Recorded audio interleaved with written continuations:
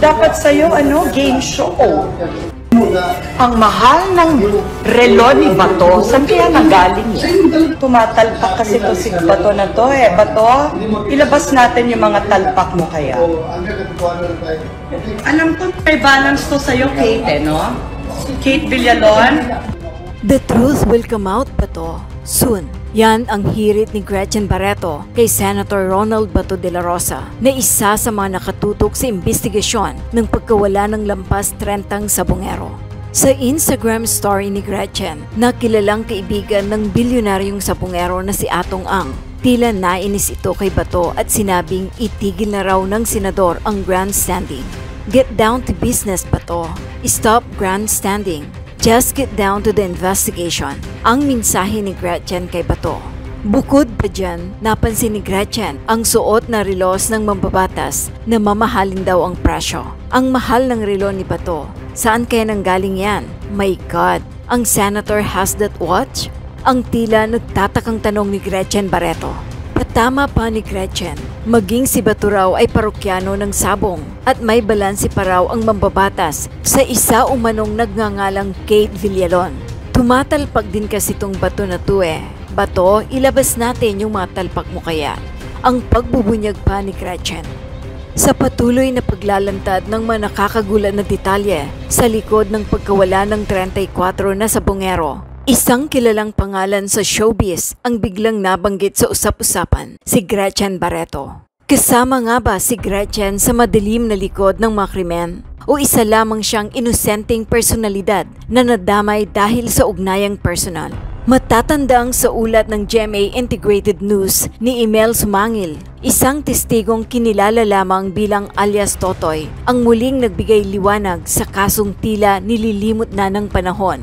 Isiniwalat ni Totoy ang malalagim na sinapit ng ilang biktima, partikular na si Ricardo Junjun Lasco, master agent ng online sabong. Ayon kay alias Totoy, may video raw ng mismong pagpaslang kay Lasco. Piniringan, tinalian at binaril ito bago isinilid sa sako na may buhangin at itinapon sa Taal Lake, ani alias Totoy. Ang motibo umano ay alitan at pagkakautang na may kaugnayan sa milyon-milyon pisong online sabong operations. Mas lalo pang nakakagimbal ang revelasyong may halagang 2 milyon ang ibinayad para lang ipasilip si Lasco at karagdagang 2 milyon para sa mismong pagpatay. May bonus pa raw kapag matagumpay ang operasyon. Si Atong ang itinuturo bilang utak, pero nasaan at ano ang papel ni Gretchen? Sa gitna ng lahat, paulit-ulit na tinuturo si Charlie Atong Ang bilang utak ng operasyon. Ngunit ngayon, ang malaking tanong ng mga netizen at publiko, may kinalaman din ba si Gretchen Barreto? Bagamat walang konkretong ebidensyang direktang nag-uugnay kay Gretchen sa mga krimen, hindi mapigilan ng publiko at netizens ang magtanong, lalo't kilalang malapit si Gretchen kay Atong Ang. Magkasosyo umano sila sa ilang negosyo at matagal nang usap-usapan ang kanilang pagkakaibigan o higit pa roon sa mga showbiz column at blind items. Muling nagsulputan ang mga lumang video at larawan ng dalawa online. Misteryo, karahasan at hustisyang hinahanap. Ang kasong ito ay hindi lamang tungkol sa pagkawala ng mga sabongero. Ito ay sinasabing sistematikong operasyon ng pagdukot at pagpatay. Si Lasco na dinukot mula mismo sa kanyang tahanan ng mga armadong lalaking nagpanggap na taga-NBI noong Agosto 2021 ay hindi na muling nakita. CCTV footage ang nagpatunay sa insidente, ngunit wala pa ring malinaw na resulta ang investigasyon hanggang ngayon. Ang testimonya ni Totoy ay tila naging mitya para sa muling pagbukas ng kaso at habang lumalalim ang investigasyon, mas marami pang pangalan ang maaaring mabunyag. Panawagan ng mga pamilya, walang sagrado. Habang ang publiko ay patuloy na nakatutok, nananawagan ang mga pamilya ng mga biktima sa DOJ, PNP at sa pamahalaan. Huwag hayaang mabaon sa limot ang kasong ito. Gawin ang lahat ng makakaya upang mapanagot ang sinumang sangkot, anuman ang kanilang estado sa lipunan. Maramihang pagpatay ito. Hindi ito simpleng krimen. Ito ay haluan ng kapangyarihan, pera at panlilinlang, ayon sa isang kaanak ni Lasco. Sa ngayon, nananatili sa gitna ng kontrobersiya si Atong Ang at patuloy ang espekulasyon kung ano ang papel ni Gretchen Barreto. Ang kasong ito ay tila hindi pa tapos dahil sa larong ito, hindi lamang pera ang taya, buhay mismo ang kabayaran. For orderly conduct of our hearing, I would like to make this clear na unahin muna natin first yung update, yung significant update. There are 8 cases of missing sabungeros. So, siya DJ, magbigay lang kayo ng update doon sa merong development. Kung wala naman, mamaya natin pag-usapan. Then afterwards, we will give the floor to the licenses, the license operators of Isabong,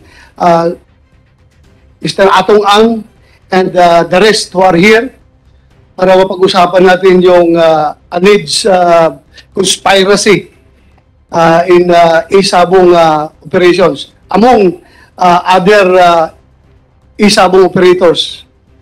Kapitbahay mo o kababaryo mo yung nawawala? Pareho kayong taga-Tania Rizal, di ba? Bali po si James po at saka si Velasco. Nakasama ko po sa farm ni Inonog. Tapos Taga saan ka nga? po, Taga saan ka?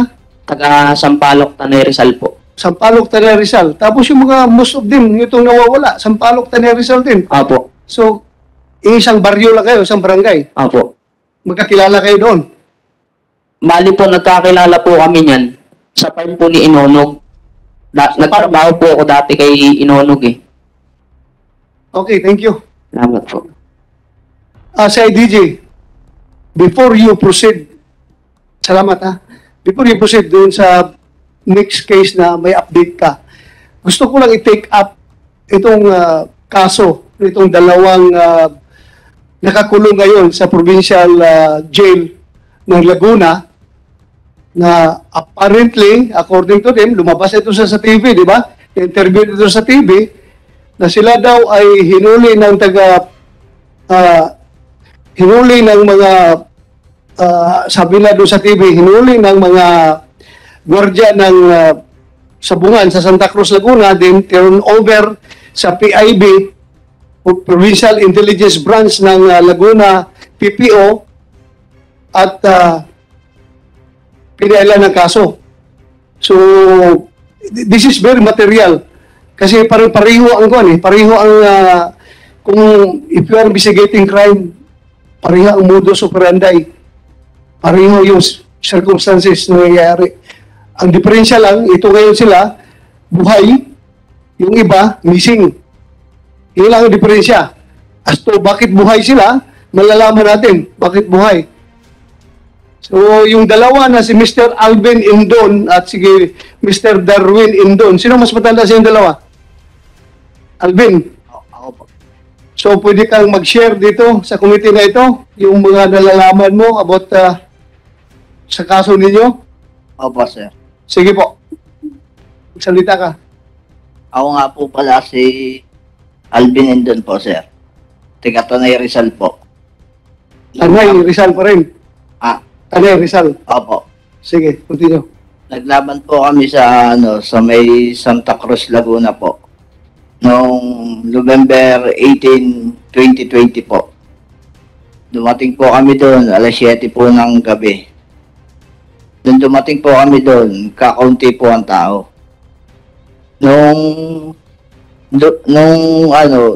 Nagtanong po ako sa gwardiya, bakit po kakaunti ang tao? Nung pong tinanong po ako ng gwardiya, nung sinabi ko po doon sa gwardiya na bakit kakaunti tao, sabi, ang kaduktong po daw noon, nasa Pila Laguna po. Sa Manila, sa arena po. Kaya po ang tanong ko po sa kanila, anong oras po ang umpisa ng laban po namin? Kasi po sinalihan po namin 6-tag daytime derby po. Kaya po ang sabi po sa amin, alas 3 po ng daling araw ang umpisa po ng laban namin.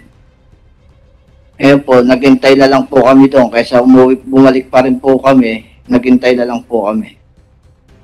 Tapos, Nung maghintay po kami, mga bandang mag-alas 3 po ng daling araw, nag-umpisa na po ang laban. Dalawa po kasi yung entry po namin eh. tapos, Nung naglaban na po kami, doon sa unang entry po namin, 2 panalo po, tapos isang tabla. Doon po sa pangalawang entry, 2 panalo po, isang talo po. Doon po sila nagka-aberya po sa pangatlong laban. Ang sabi po daw na bakit po daw nabali yung buto ng paa ng manok. tapos, Nung pong sinabihan, kinuha po sa amin yung natalong manok na ng sentensyador ng Palasan po, sa Laguna po. tapos, Nung kinuha po niya sa amin, sabi po sa amin, mga manchachope ata kayo eh. Sabi ko, hindi naman po. Kami po ay naglalaban dito, pabalik-balik na po kami dito. Kaya po ang sabi sa amin po, sino yung nagsabi sa'yo? yung pong sentensyador po doon sa Santa Cruz, Laguna po. Sige, tuloy. Nung pong sinabi po sa amin na gano'n, na dinala po nila sa doktor. Ang sabi po sa doktor, baakin po daw yung binti, tignan kung may kayas yung buto. Pag may kayas po daw, baka hindi na rin po daw kami makita. Sabi ko naman po sa kanila, sige, patingnan niyo po. Tingnan niyo po kung may kayas. Kami naman po ay willing dyan sa sinasabi niyo kasi hindi naman po talaga kami gumagawa ng ganyan. Tapos, Noong pong time na yun, nung magkaroon ng aberya po doon, yung pong mga uling laban po namin, hinold na po nila ang laban po namin. Hindi na po kami pinatuloy. tapos, Nung hinold na po kami, may mga, may mga gwardiya na pong nakabantay po sa amin. Kaya po, yung driver po namin, bumibili po ng pagkain. Mga bandang, mga 4:30 ng umaga. Bigla pong nagdami na po ng security guard po doon sa loob ng sa bungan po. Binabantayan na po kami doon sa May 10.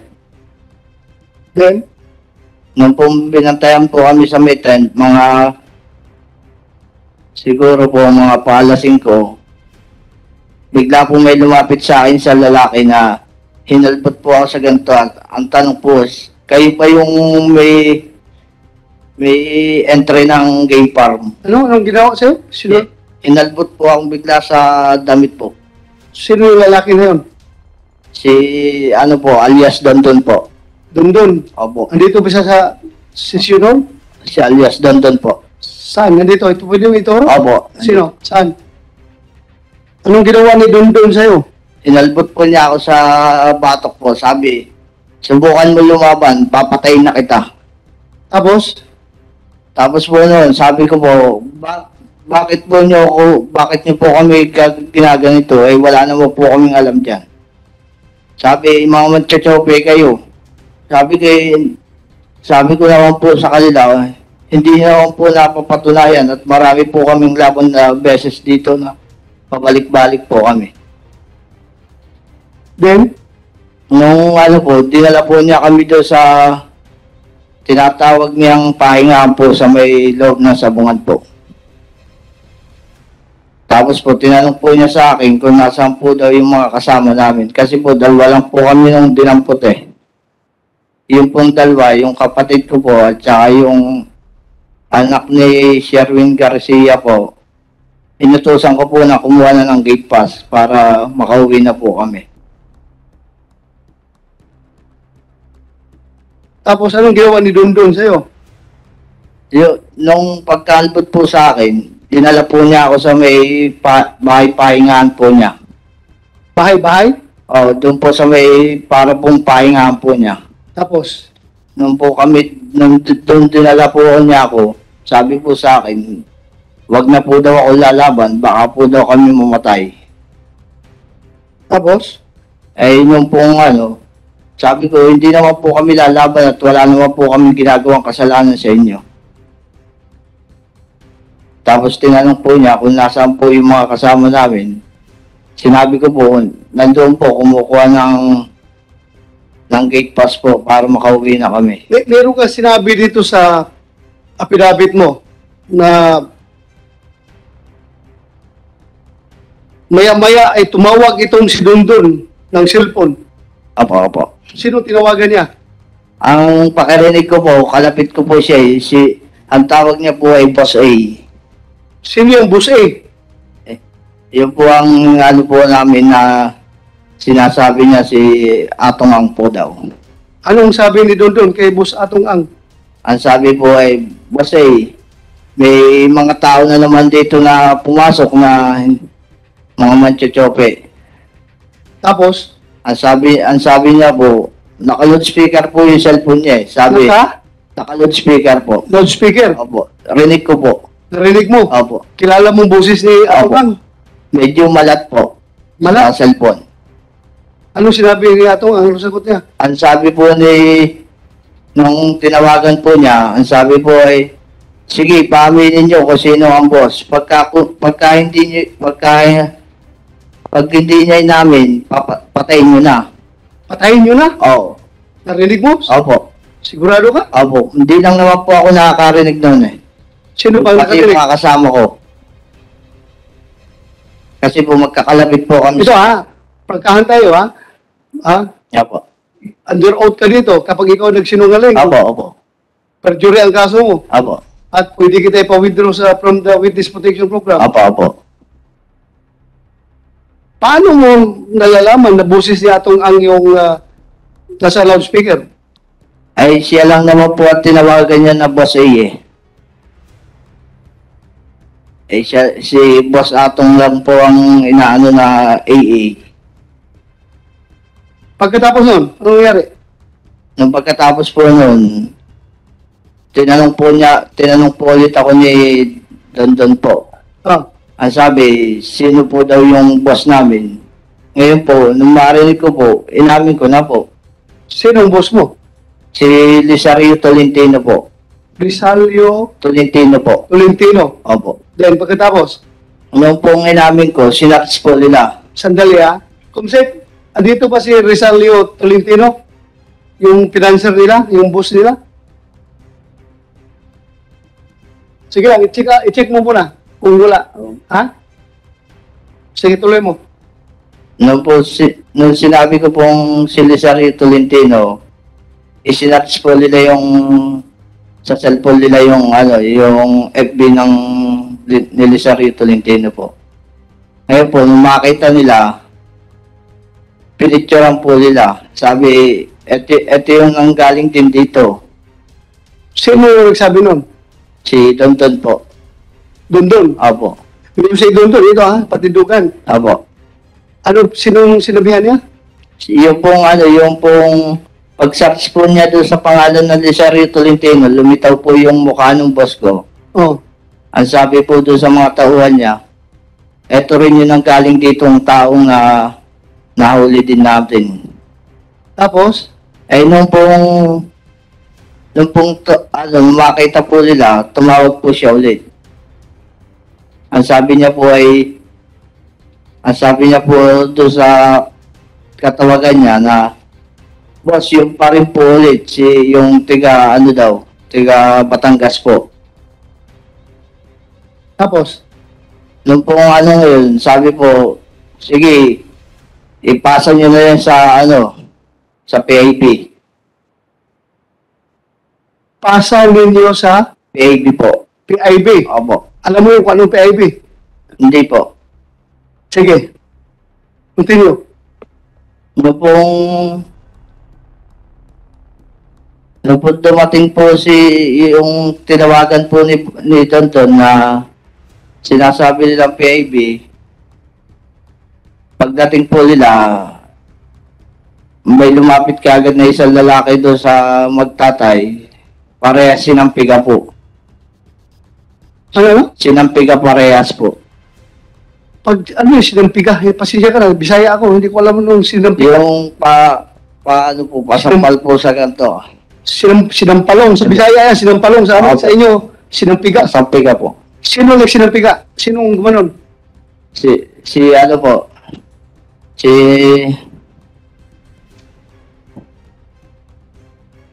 Navarrete po. Nabarete. Apo. Sino Nabarete? Ano po, PAB.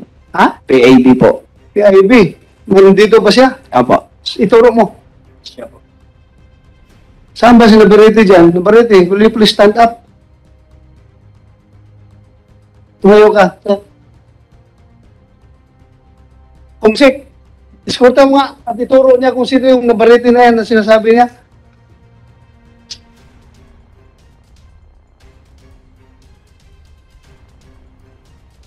Pakitanggal mo, Nabarete, yung kuan mo.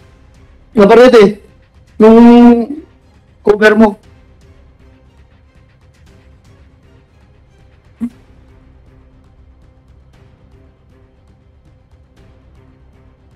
Yan ang Nabarete na sinasabi mo. Paano mo nalaman ang Nabarete ang pangalan niya? Hindi, balik ka muna dito, balik ka muna dito. Thank you, balik ka dito.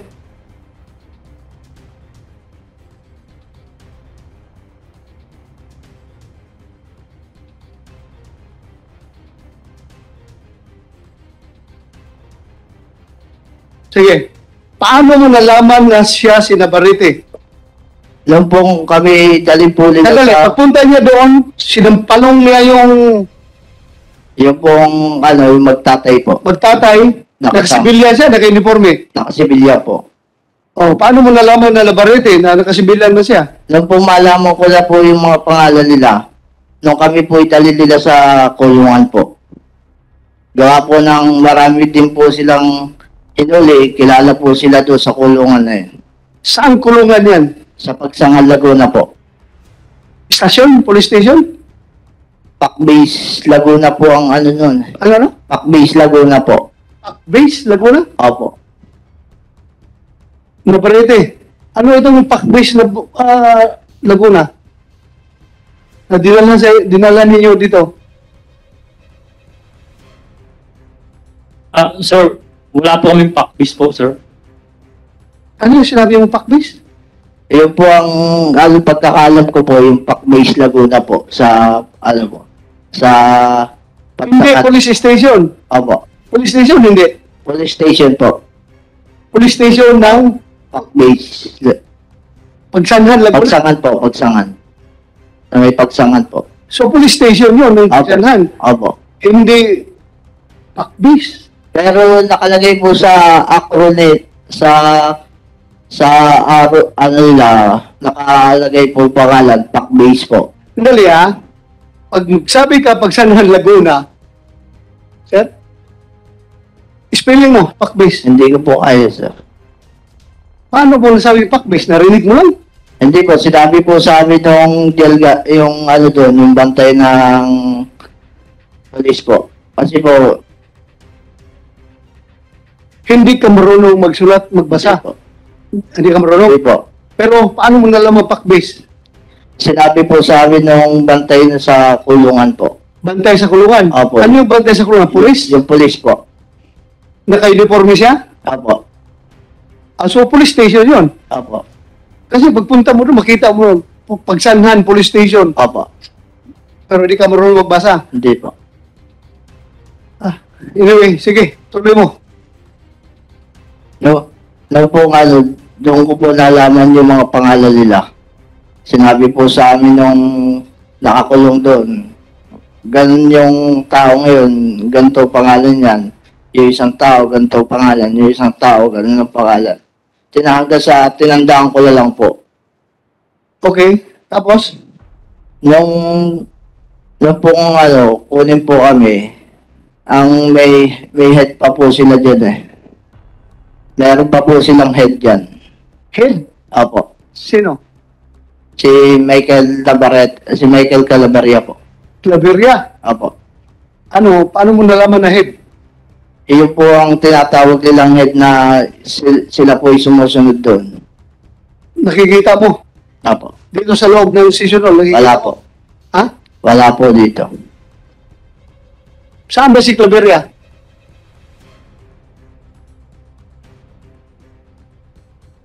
Si IDG. Yung Claveria. Patawag na niyo. Bigyan niyo upuan dyan.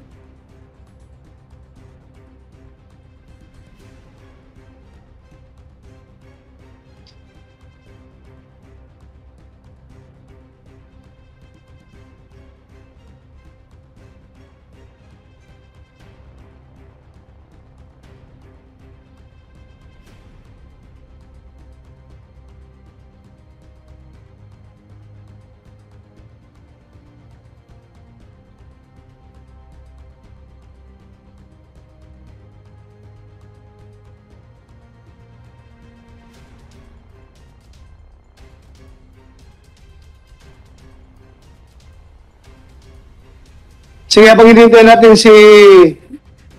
Sino? Michael? Tuloy mo muna, tuloy mo. No. Doon po kung kami kinuha po doon. Kasi siya po yung parang namumuno doon na pinakang under nila yung tatlo po. Noon po kami kinuha, habang kami nilalabas na po sa sabungan, ang sabi po niya sa amin, bakit si Boss Atong pa ang inyong ang inyong binangga? Hindi nyo ba alam, pader yun? Dapat hindi, iba na lang ang binangga nyo, hindi na yun. Sino nagsabi niyan? Si Michael Calaveria po. Claveria. Andiyan na, Claveria, wala pa. Nandito na po, Your Honor. Ikaw si Michael Claveria, anong ranggo mo? Police Master Sergeant po. Ikaw ang team leader ng Provincial Intelligence Branch ng Laguna? Hindi po, Your Honor. During that time po, si Police Lieutenant Henry S. Sasaluya po, Your Honor. Pero ikaw yung pinaka-senior ngayon. Yes. Yan. Yes po. Sandali, mag-out ka muna, please. Pakitaas lang po ang kanang mic. Do you swear to tell the truth, the whole truth, and nothing but the truth in this investigation? Thank you. Please take seat. Ulitin mo yung sinabi mo. Anong sinabi ni Claveria sa'yo? Nung po sinabi po sa amin ni Calaveria po na habang nilalabas po kami sa sabungan, sinabihan po niya kami na bakit si Boss Atong pa yung binangga namin. Bumangga po daw kami sa pader. Sabi na, Tapos? ang sabi ko naman po, lang po ako na, sabi ko hindi naman po kami ng chochope. Tapos sabi sa akin, hindi mo ba alam? Tumawag sa akin si Boss Atong. Binibigyan lang ang isang ulo nyo, na 5,000 isang ulo. Ano ibig sabihin ng 5,000 isang ulo? Papatayin po daw kami, 5,000 isang ulo po. Totoo yan, sinabi mo yan, Claveria? Hindi po, Your Honor. Again, I am reminding you na under oath ka, pulis ka, di ba? Sir, for Huwag kayo magsinungaling dito sa committee na ito. Yes po, Your Honor. For information po sa everyone, Your Honor, I would like to inform na nandito po, na ito si Alvin Inden po, Your Honor. Nahuli na po yan way back 2015. Mamaya na, tatanungin kita tungkol dyan. Sige po, Your Honor. Nahuli na ito ng drugs noon pa, di ba? Yes po. At ngayon, kinasuhan na naman yun ng drugs. Yes, sir. Doon sa Pagsanhan, Laguna. Yes, sir. Pero, hinuli ninyo doon sa Sabungan sa Santa Cruz, Laguna. Hindi po, Your Honor. It was a legitimate operation po, Your Honor. By the It was legitimate operation po sa ng bypass. Ano na? Yes, sir. Alam mo, pagprangkahan tayo dito. Excuse me, Your Honor. Since ako naging Chief PNP, sabi ko sa inyo, I am your number one friend. You are performing your duties properly, legally. Magpakamatay ako sa inyo. Didipinsahan ko kayo till death. Kapag ginagawa ninyo yung trabaho ninyo matino at legal, isusugal ko yung buhay ko para sa inyo. Pero pag kayo naman ay gumawa ng kalukuhan, illegal, I am your number one enemy. I am your number one enemy. Yan yung sabi ko sa inyo noon pa eh. Kaya sana huwag tayong maglulukuhan dito. Ha? Yun lang sa akin. I love you. You are my man. Kabaro ko kayo for how many years? Pareho tayong uniforme. Pero pag kalukuhan ang ginamit ninyo yung uniforme sa kalukuhan, goodbye. I am your number one enemy. Pagkahan tayo. Pero kung you are unduly accused by these people, I am here to protect you. Wala tayong maitago dito. Andiyan si Lord. Nakikinig sa lahat ng pinagsasabi natin dito. Kung tayo nagsinungaling, alam ng lahat yan. Lalabas at lalabas ang katotohanan dito. Kaya, magpakatotoo tayo. Huwag natin gamitin yung ating uniforme at sapa sa kalukuhan. Dahil doble ang ating pananagutan dyan pag tayo nagluloko. Sige, tuloy mo. Your Honor, yung po sa sinasabi niya na hindi po daw kami sa sabungan na uli. May katibayan po ako sa sabungan po kami inuli. Ng November 19 po ito. 2020 po.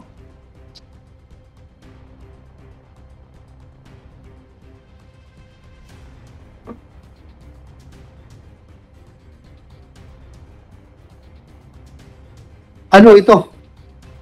Pahingi po dito, sir. Thank you, every. Yan po yung Tagan po Your ba? Honor, yung pag nagpapasok po kami ng entry name. Owner, Cycross, entry name, Game Farm, Midnight Stagan, 12:30 p.m. So ito nagpapatibay na nandoon kayo sa sabungan. Opo, Your Honor. O kayo inuli. Opo. Ha? Opo. Umuli natin si Julie Patidungan. Hinuli ba niyo talaga ito doon sa sabungan? Hindi po, Your Honor. Ha? Hindi po. Hindi. Opo. So sino kayo na nagsinungaling?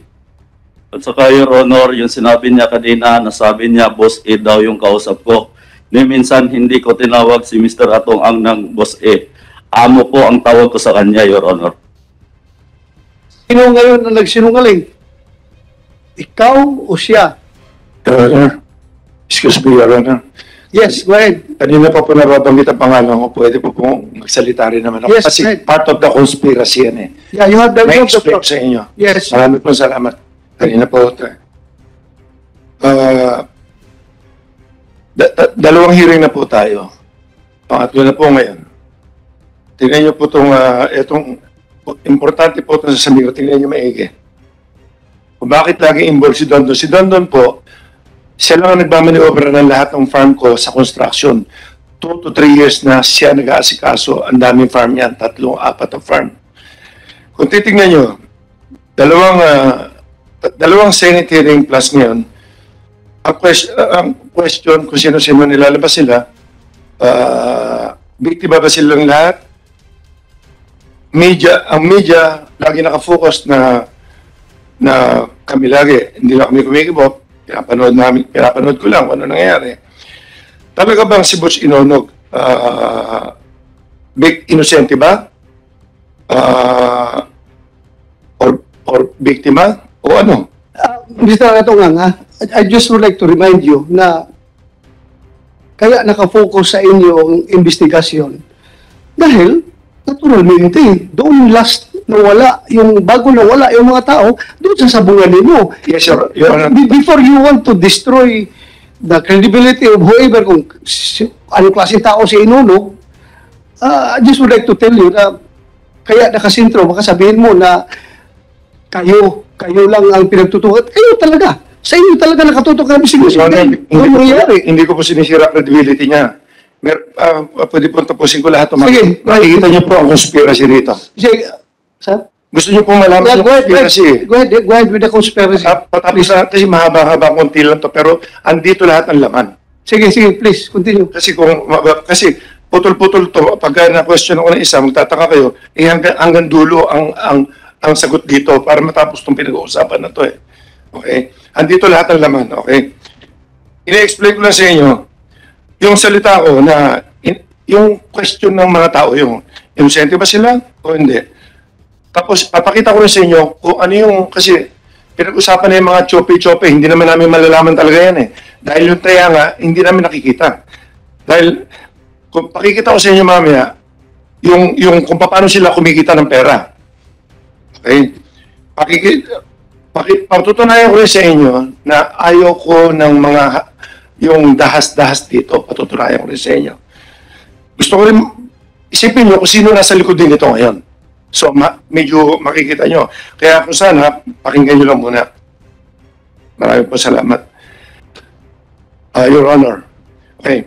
Your Honor, yung umpisa po tayo noong unang mag-hearing, si Butch Inonog at anak niya, ang sabi niya, driver lang po sila, nangungontrata lang po, at wala po silang alam sa sabaw noong una. Hanggang sa lumalim ang investigasyon, inamin niya, may farm pala siya.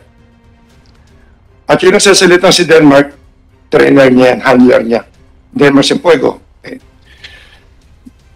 At pwede niyo ipacheck, hindi siya ordinaryong tao. Marami siyang connection sa politiko at sa pulis. Okay, ito na ngayon. Pangalawa, meron isang family dyan na sinasabi yung Magbanwa family na ang anak niya nawala. Ang amo niya si Julius Chris Habilio. Yan ang sinasabi niya. Tinanong niyo, si Inonog, hindi niya raw kilala yan. Checkin niyo.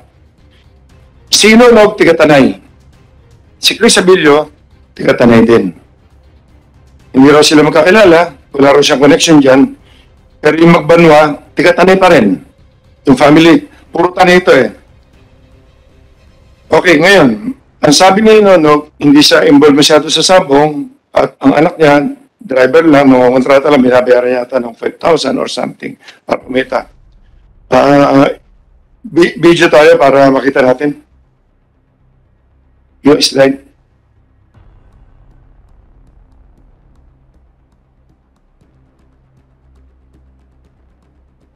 Pwede pakita yung picture? Ayan na. Yang number 1, kung makikita nyo, yan ang Inonog, Butch Inonog. Siya mismo ang bumibitaw ng manok. Hindi siya small time. Yan. Ang entry name niya, BGT1, Matao, Baluarte, Guapo. Fight number, ano yan, makikita nyo pangalan niya dyan, ang sulat Butch. Isa siya sa owner. So, yung sinasabi niya hindi niya alam, yan, okay. Na hindi siya nagsasabong talaga. Number 2, nakikita niyo si Inonog na andun doon sa likuran ni Lito Guerra na kasama niya, magkakasama sila sa entry yan. So, ibig sabihin, nandun din siya sa arenang yan. December 20, 2021. Number 3, siya pa rin ang bumibitaw niyan. Si Inonog pa rin. Inaano kasi na hindi ako naninira, tingnan niyo lang maigi. Ito na ngayon ang papakita ko sa inyo na sinasabi niya, ito ngayon, kinuha lang namin to sa sa makina namin. Dahil lumabas yung pangalan, malalaman lang naman natin eh. Yung Chris Habilio, Julius Habilio, tatlo yung Habiliong yung brothers na yan. Na sinasabing financier. Sabi ni Inonog, wala rin sa kinalaman dyan, hindi niya kilala, pero tiga-Tanay, same barangay, pare-pare sila. Okay? Tingnan niyo yung number 4. Slide number 4. Pag titingnan niyo yun, December 20, 2021, sa Manila Arena, ang entry nila BGT1, yan yung binibitawan ni kanina, ni Inonog na picture. Team BGT1, Baluarte, Guapo. Ang owner, Butch. Tignan niyo yung posta nila. Yung posta nitong sila Habilio, sila Julius. Ang posta nila, lahat, pumuposta lang sila doon sa manok na kalaban ni Inonog. Yung binibitawan nila. Meron sila Inonog, dalawang sultado to, number 225 at 249. Meron ang manok ni Inonog, nasa wala ang pusta nila nila Julius, nila Abilio. All in all, yung araw na yun, ang kinita nila 1,194,941. That was sa December 2020. Okay. Number 5. December 28. Di raw sila magkakilala. BGT1 na naman. Entry na naman ni Inonog. Ibang araw to, December 28. Okay. 4 na laban niya. 200, 208, 229, 240. Lahat ng pusta ni Julius na hindi niya kilala, nasa wala na naman. Ang kinita nila nung araw na yun, 969,000. Okay. Kailan namin na-check to, dahil nga may nakita kami pangalan, hindi namin ma-check talaga yan dahil wala kang pangalan yung mga iba dyan. December 21, the next day, may dalawa na naman silang manok na nilaban. Ang posta na naman nila Julius, against na naman, sa manok na naman ni Inonog. Kumita sila ng 632,954. Verse 6. Number 7, January 13. Ito na yata yung sa Manila Arena. Ito na yata yung sinasabing may problema sila. Okay. Si Julius na naman, sila Julius na naman. Fight number 62. Ang posta na naman ni Julius, sa wala na naman. Nasa meron kasi. Fight number 73, saka fight number 98.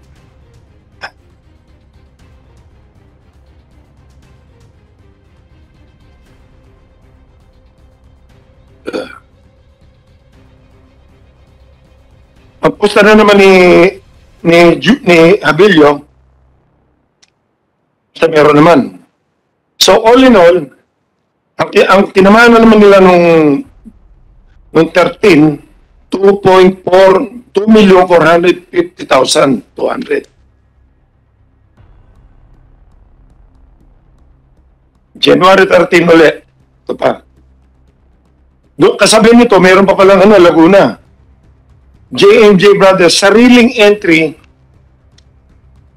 ni Julius Abilio. Kinontra niya mismo ang sarili niya entry. 250,000. Si Aging, ano ginawa niya? Kinontra? Yung sariling entry ni Abilio na hindi niya raw kakilala, may kasali sila nung same day na JMJ Brothers, Laguna. Kinontra niya sarili niya manok. 250,000. Nakikita po namin to sa computer. Kinontra niya. Sa kabila pumusta. Ibig sabihin, sa kabila siya... Sa kabila pumusta, sa wala. Pumusta? Sa wala. Okay. Pinapaalala ko lang po sa inyo na lahat ng pustang to, hindi sa amin nilalaban. Kinukuha nila yan sa gitna. Hindi kami apektado dyan. Hindi kami ninanakawan nila dyan. Taong bayan. Okay. Number 9. December 7 sa Santa Cruz na naman. JMJ Brothers na naman. Entry na naman ni Abilio. Ito yung Abilio na to.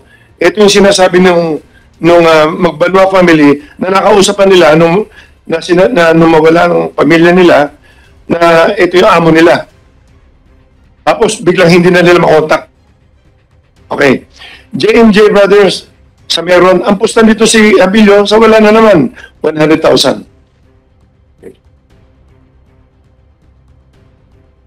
Ito, Manila Arena uli.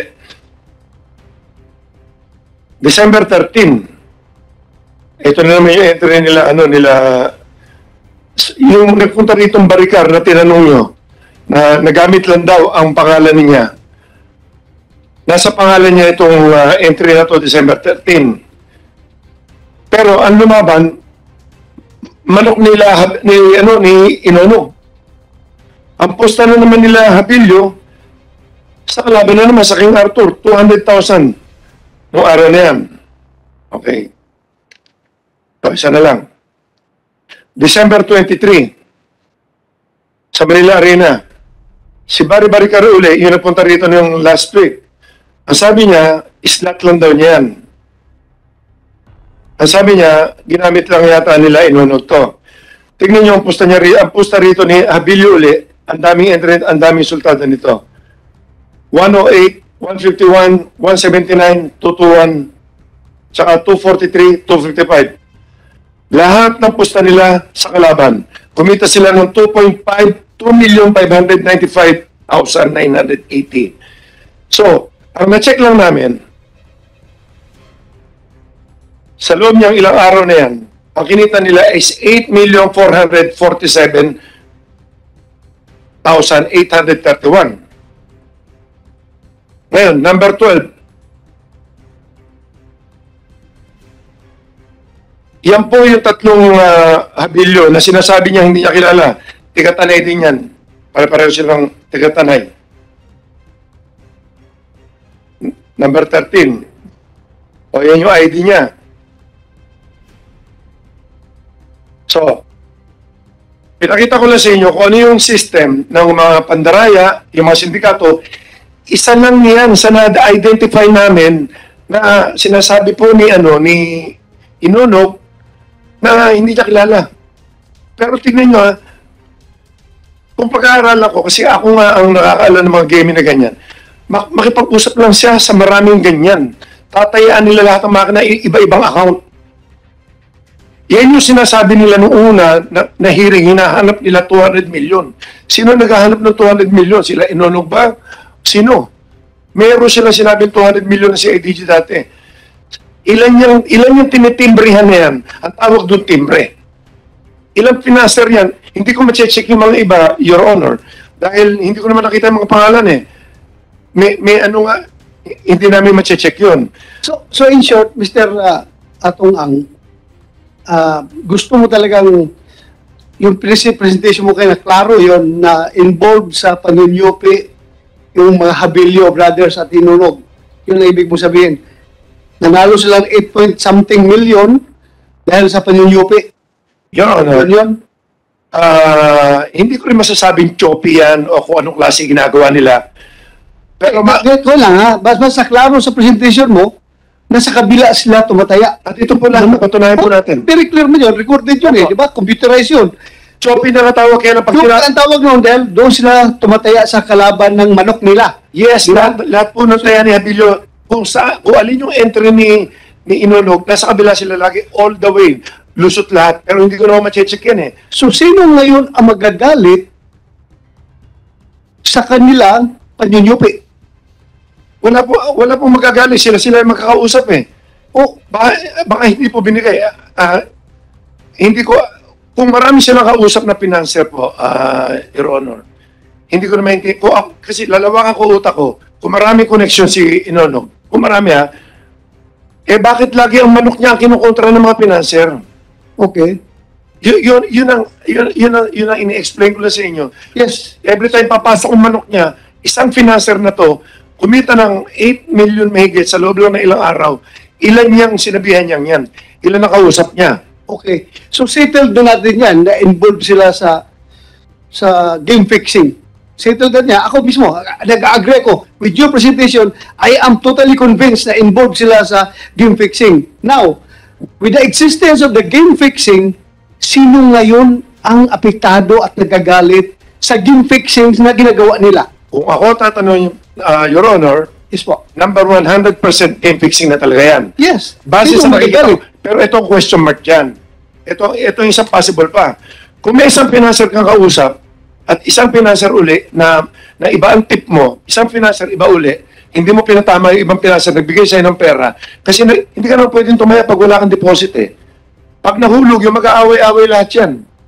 Magpapatayan talaga yan. Iba tip mo sa akin, iba ang tip mo rito, iba ang tip mo dito. Nagbebenta ng laro ang tawag doon. Lahat ng sinasabi ko dito, ang dami sa bungero nakakarinig dyan. Maiintindihan nila yung sinasabi ko. Lengguwahe ito na sa bungero. Nagtitip ka ng tsope, ang daming ganyan. Ma-check nyo sa lahat ng sabuhan. Sa buong Pilipinas, pag may tsope, ginugulpi talaga nila eh. So, sa sinasabi mo na yan, parang sinasabi mo na itong nawawalang 34 na tao, most likely, ang responsable sa pagkawala nito ay itong mga involved sa game fixing o yung tinamaan ng game fixing or ang isang handler, para saktan mo, para mawala, is either nagamit mo or binalian ang manok mo na hindi or sinira ang manok mo na hindi mo alam. Pwedeng amo ang titira diyan. Maraming istorya ganyan.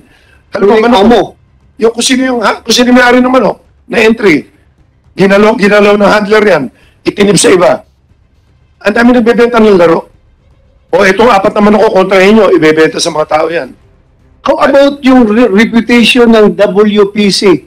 Hindi ba masisira ang iyong palaro dahil may nagiging fixing doon sa amin po, WPC? kaya kami ang number 1 dahil yung pang-inspect namin from tare, from entry, tsaka kami, bihira, hindi, halos buong Pilipinas ang umi-entry.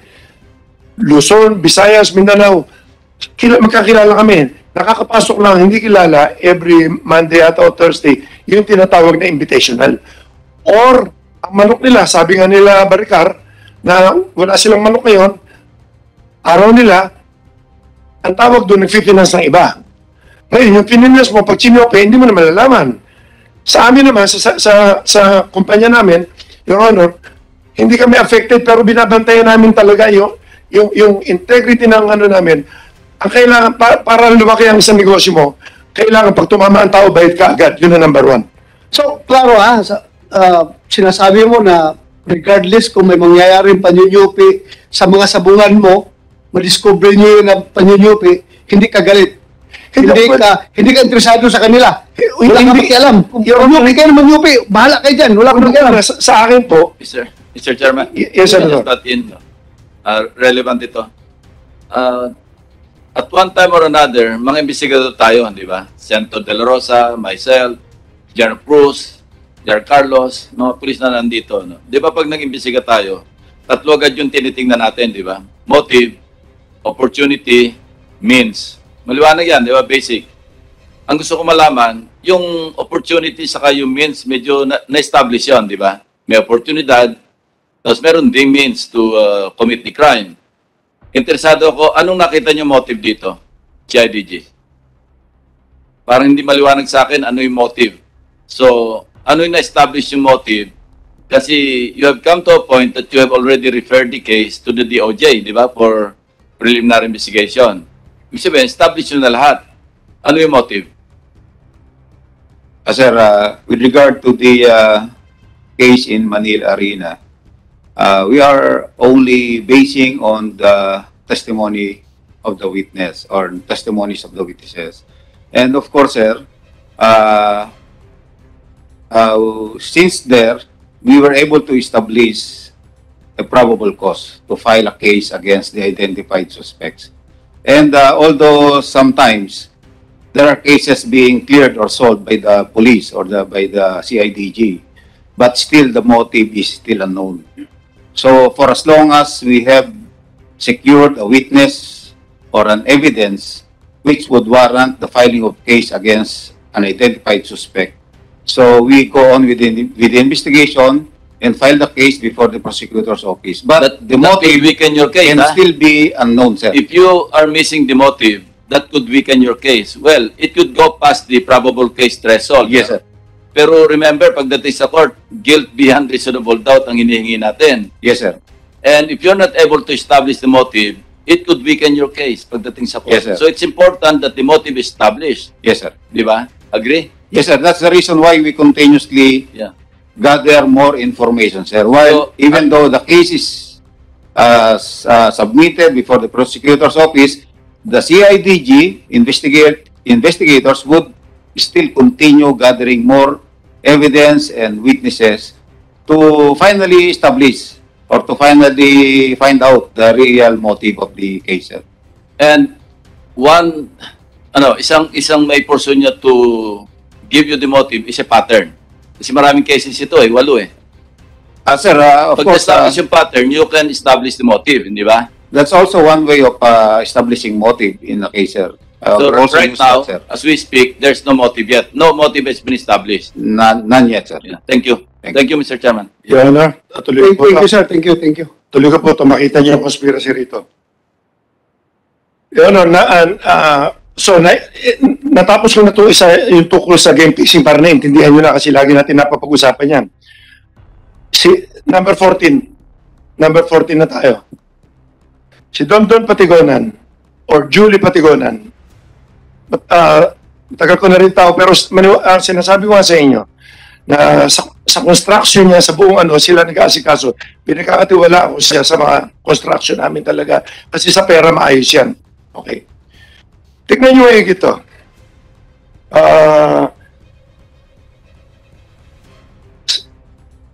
2019,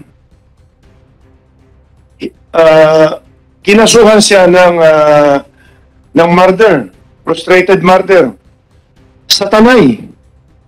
Tanay din. Na-dismiss. 2019 to as early as 2019 tinatrabaho na kami. Okay. 2019, nabuo ko lang ang istorya hanggang natapos itong araw na to hanggang huli. 2019, kinasuhan siya. Sandali, 2019, kinasuhan siya. Kinasuhan siya. 2019, wala pang wala pang isabong nun. May mga sabong na kami nun. Pero wala pang isabong, yung wala, ang pagkor, isang taon na pumahigit. Pero itong kami magkakalaban sa sabong, matagal na ito. Ilang taon na kami ilang taon na kami nag-iisabong dahil kapareho sabi ni Ma'am Andrea, ni Chairman Andrea, with or without regulation of ng PAGCOR, hindi kikita pag hindi na-regulate yan, hindi kikita kasi existing na. Ngayon, ako, para maka-operate ako, yan yung sinasabi ko nga, na nagpagawa ako ng ordinansa sa local government. Ang ordinansa is talagang yan ang batas na talagang sinabing batas para sa sabong. Pero within the territory lang. Ganun ang ginawa ko dyan. So, nag-ooperate ako ng legal ako maski noon pa. Never ako nag-operate ng illegal. So, anong mas maganda? Bago pumasok ang PAGCOR o ano na mas malaki? Ano mas malaki sa'yo? Kita mo. Bigla lumaki ngayon kasi naging nagkaroon kasi nagkaroon na internet na todo, nagkaroon ng payment system, pinag-aralan ko lahat, magka-COVID lahat, nagkaroon na ng mga, na-improve kasi pag ako siya nag-design, nag-upgrade ako na upgrade. So, nagpasalamat ka sa PAGCOR na naligal kayo at lumaki pa yung income mo. Well, legal na, hindi ako masyadong after sa pera, Your Honor. Hindi, kaya nagpasalamat kayo. Nagpasalamat ako kasi ang gusto ko talaga po tumulong sa gobyerno lagi. Kaya nga ako rin nag-suggest na taksan kami ng yung suggest na 5 pesos of GGR. So, lalo natin without PAGCOR regulation, mababa ang kita nyo. With PAGCOR regulation, gumanda. Ang sakit ng isabong. Una-una mga bangko, ang mga payment system, open na kami. Kasi alam nila legal na legal eh. Kasi pag ipapakita mo po sa bangko is ordinance lang, nagkakaroon ng question eh. Thank you. Let's give the floor to Senator Tolentino first. Ang tanong lang, Mr. Chairman. Pwede pong bumalik tayo sa slide number 3. Number 40 na tayo ngayon eh. Okay, number 3. Number 3, balik lang natin. Ikaw ba may control? Number 3? Opo. Okay. Ang tanong lang to, isa't kalahati. Ay, nagbibitaw siya. Lalamig tong kape ko. 3 or 4, siguro. Yan po. I have nothing to do with the person. Hindi, lumampas mo kayo. 3. Yung kanina. Yan. Wala po akong pakialam ngayon sa personalities involved. Gusto ko lang makita itong physical environment. I-clarify ko lang sa iyo. Saan po ito? Sa Manila Arena po. Manila? Yes. So hindi ito yung buong Rueda, hindi ito yung buong Sabungan. Ito ba yung binabanggit mo na, kasi parang yung likuran parang tarpaulin na tayo, kumot, o ano ba yan, lona. Ano may video pwede namin ipakita sa inyo totoong video. Ibig sabihin, ito po ba ay yung buong Sabungan, o isang kwarto sa Sabungan, o isang studio? Lahat po ng tatlo lang po yan eh. Lahat, studio lang lahat. Studio. Wala kami Sabungan na may mga taong pumapasok, hindi ganun. Gusto kasi, marami kasi nakikinig tayo mga kababayan ngayon. Kasi kanina, tinatanong ka ni Chairman, nagpapasalamat ka sa PAGCOR, binigyan kayo ng lisensya, nakapag-operate kayo. Binasa ko rin yung, ready ang PAGCOR mamaya, tatanungin ko kayo.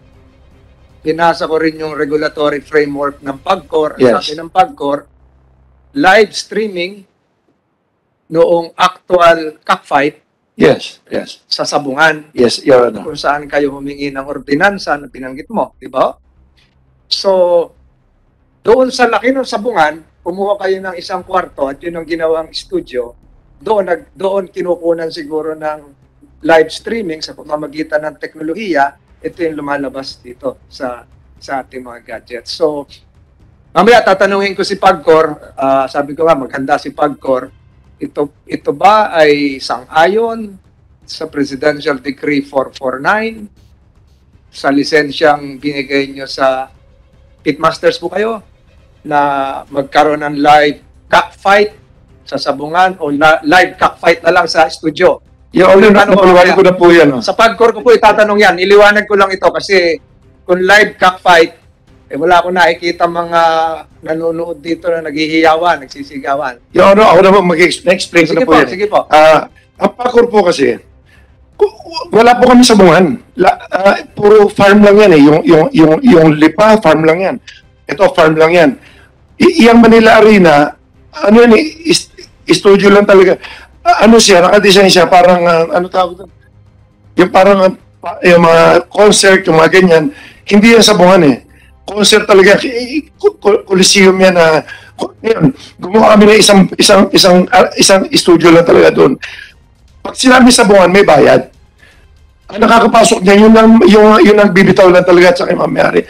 Wala talaga. Saka ang Pacor po, parang pinaliwanag ko po sa inyo, maski simula umpisa, hindi nila sakop ang arena, ang studio. Ang studio kasi nagbibigyan ng permit po dyan, mayor lang. Ang kinokontrol ng Pacor is yung system lang ng betting. Yun lang. Walang connection ng Pacor sa arena. Never sila makialam dyan. Talo sa inyo, Mr. A, kasi kaya ko nabanggit yan. Mamaya, ready rin ang GAB, Games and Amusement Board. Pag local, Sabungan, ang nagbibigay ng authority ay local government unit. So ngayon, nakipag-tie up kayo sa Pagcor, binigyan kayo lisensya para ma-beam sa ating mga gadgets. Pero si Games and Amusement Board, sa ngayon sa batas, meron din sila, yung mga international cockfights, yung mga slasher, di ba? Wala pong pakialam dyan ng Pagcor. Wala rin magbibigay lang ng counting permit. Halimbawa, sa Araneta Coliseum, may mga international derby. Nagbibigay din ng permit ang, halimbawa, Quezon City Government. Pero ang nagsusupervise na ngayon ay Games and Amusement Board. Live po yan. Hindi po pwedeng sa studio yan. Hindi ko naman tatanungin kung gusto nyo rin isali sa isabong. Explain ko lang po sa inyo. Magkaiba yun. Ayoko makipagtalo doon. Mamaya tatanungin. Hindi, explain. Pag-recite natin mamaya ang Games and Amusement. I-explain ko na po. Ang game and amusement po, ang nagbibigay po na, ang power po ng games and ang GAB, hindi siya nagbibigay ng permit not unless na international derby. Local derby, local government lang po, Your Honor. Kaya napunta ako doon, Mr. Ang, kasi kanina nagpakuha ako ng dyaryo. Ito, Philippine Star ngayon. Nagulat ako dito sa likod, no? 2022 World Slasher Cup, Araneta Coliseum. Ito, sa March 21. Kailan ba March? Ngayon nata, March 21. Sa Araneta Coliseum po yan. GAB ito, GAB. Pag Araneta Coliseum po yan, kasi ngayon lang pumasok itong telepono to. Ito nga, ibig sabihin, hindi, ayoko makipagtalo sa'yo. Ibig sabihin, ibang poder ito, hindi ito local government. GAB ito, mamaya tatanungin ko si GAB, hindi ito para sa'yo. Gusto ko lang i-clarify itong background nito nakita ko. Yun lang po. Pwede. Nasagot nyo naman. Thank you, sir. Maraming sir. Thank you, sir. Balik po tayo kay Dondon. Ano? Patuloy mo ka. Sige. Noong 14, inano siya ng murder. Tingnan niyo to kung anong ginagawa kay Dondon. Na-dismiss to dahil talaga naman wala siya ron eh. Yan yung number 14. Ito, tingnan nyo kasunod. Ito, 2019. 2020 na naman, tingnan nyo next picture. May bank robbery sa Metrobank. Metrobank, Manila. Nakita nyo picture ni Don no? Kinuha sa Facebook niya na may hawak siyang baril. Ginawa siyang leader ng gang. Number 15 niya, tingnan nyo. Okay. Nung nakita namin sa TV, nakita si Jario, nagsumbong sa akin si Don. Sabi sa akin, Amo, ano nangyari? Ba't nasama ako dyan? Ang ginawa namin, sabi ko, nasaan ka nung araw na yan? Napakaswerte naman po. Sige, naandun siya sa, ang ginawa ko, sinig ko muna, naandun siya, nagkataon naman na naandun siya sa sinuluan, nagpapakain ng mga maraming tao. Doon sa mismong Jollibee. Ngayon, pumunta ako kay, tinawag ko kay pare Argemia, kung pwedeng i-connect kami, kasi wanted na siya, nandiyan ang picture eh. Kung pwede kami daling kay General Elazar. Gito, pero bilis tayo ha, kasi malaki masyado oras na kinuha mo. Ganito lang, gusto ko lang malaman sa'yo, yung kay Dondon, we are trying to portray Dondon na parang nagiging biktima ng conspiracy. Hindi, kasama po to. Andito, malapit na to. Kasi meron kasing pulis na nag-offer sa amin na nadukutin to. Sasabihin ko sa inyo kung sino. Sige, tuloy mo nga, bilis-bilis. Yoro, kailangan maintindihan natin ito konting-konti para malinaw. Para natin makikita po ang conspiracy po na ako eh. Ito. Nakita niyo si Dondon, nung lumabas yung resulta, nung inano ni ang ginawa ni General Elazar, pinakuha niya ang video sa pinatawag niya yung manager, Fatima empleyado, napatunayan na si Dondon naandun nga nung same time. So, madali salita, na-dismiss uli. O, ito na naman. Ito yung mabigat na power na hindi mo na maintindihan kung sino sumakay dito. Habang nagkakaproblema tayo dito na nag-uusap, February 28, doon na naman sa Morong Salipan na naman, meron na naman yung nag-file na naman ng frustrated murder na naman. Kaya doon. Na-issuean siya ng warrant na naman. Tapos, tanay na naman to.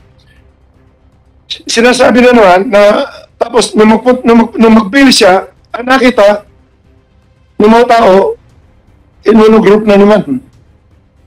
Anong group?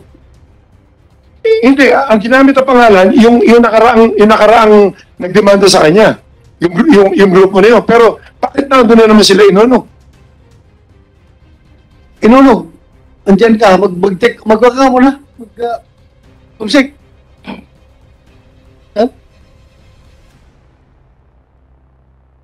Sige. Pwede ko siguro na lahat. Tapusin. Salamat po. So, sa madaling salita, nakapagpiansa po si Dondon. At least makikita nyo lang, ang nangyari po doon, wala man lang preliminary investigation or PI, wala man lang subpina, nagkaroon siya ng warrant bigla. Napakaswerte naman, at least ang uhuli sa kanya, nasabi ko, takbo kagad kami, nag-bail kami. Hindi ko alam kung plano, dukutin ba siya o ano. Okay.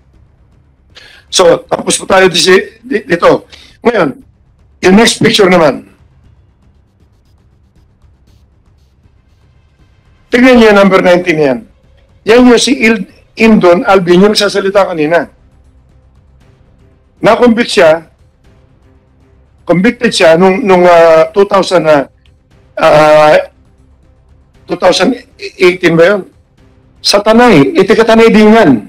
Bakit Tanay na naman? Kanina Tanay. Tanay siya. Convicted sa drugstore, nag-plea bargain yata, kaya nagkaroon ng ano. Tapos, noong 2020, nahuli na naman siya ng mga pulis na naman. Sinasabi niya, galing siya sa sabungan namin. Anong oras yun kung galing siya sa sabungan namin? Anong oras ba siya nahuli? Hindi natin alam.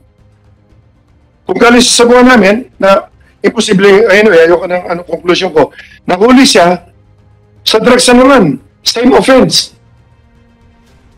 Tigatanay itong taong to. Bakit puro tigatanay? Ang lumalabas ng mga testigo ngayon. Buong Pilipinas ang sumasali sa amin. May tiga Mindanao, may kung saan-saan.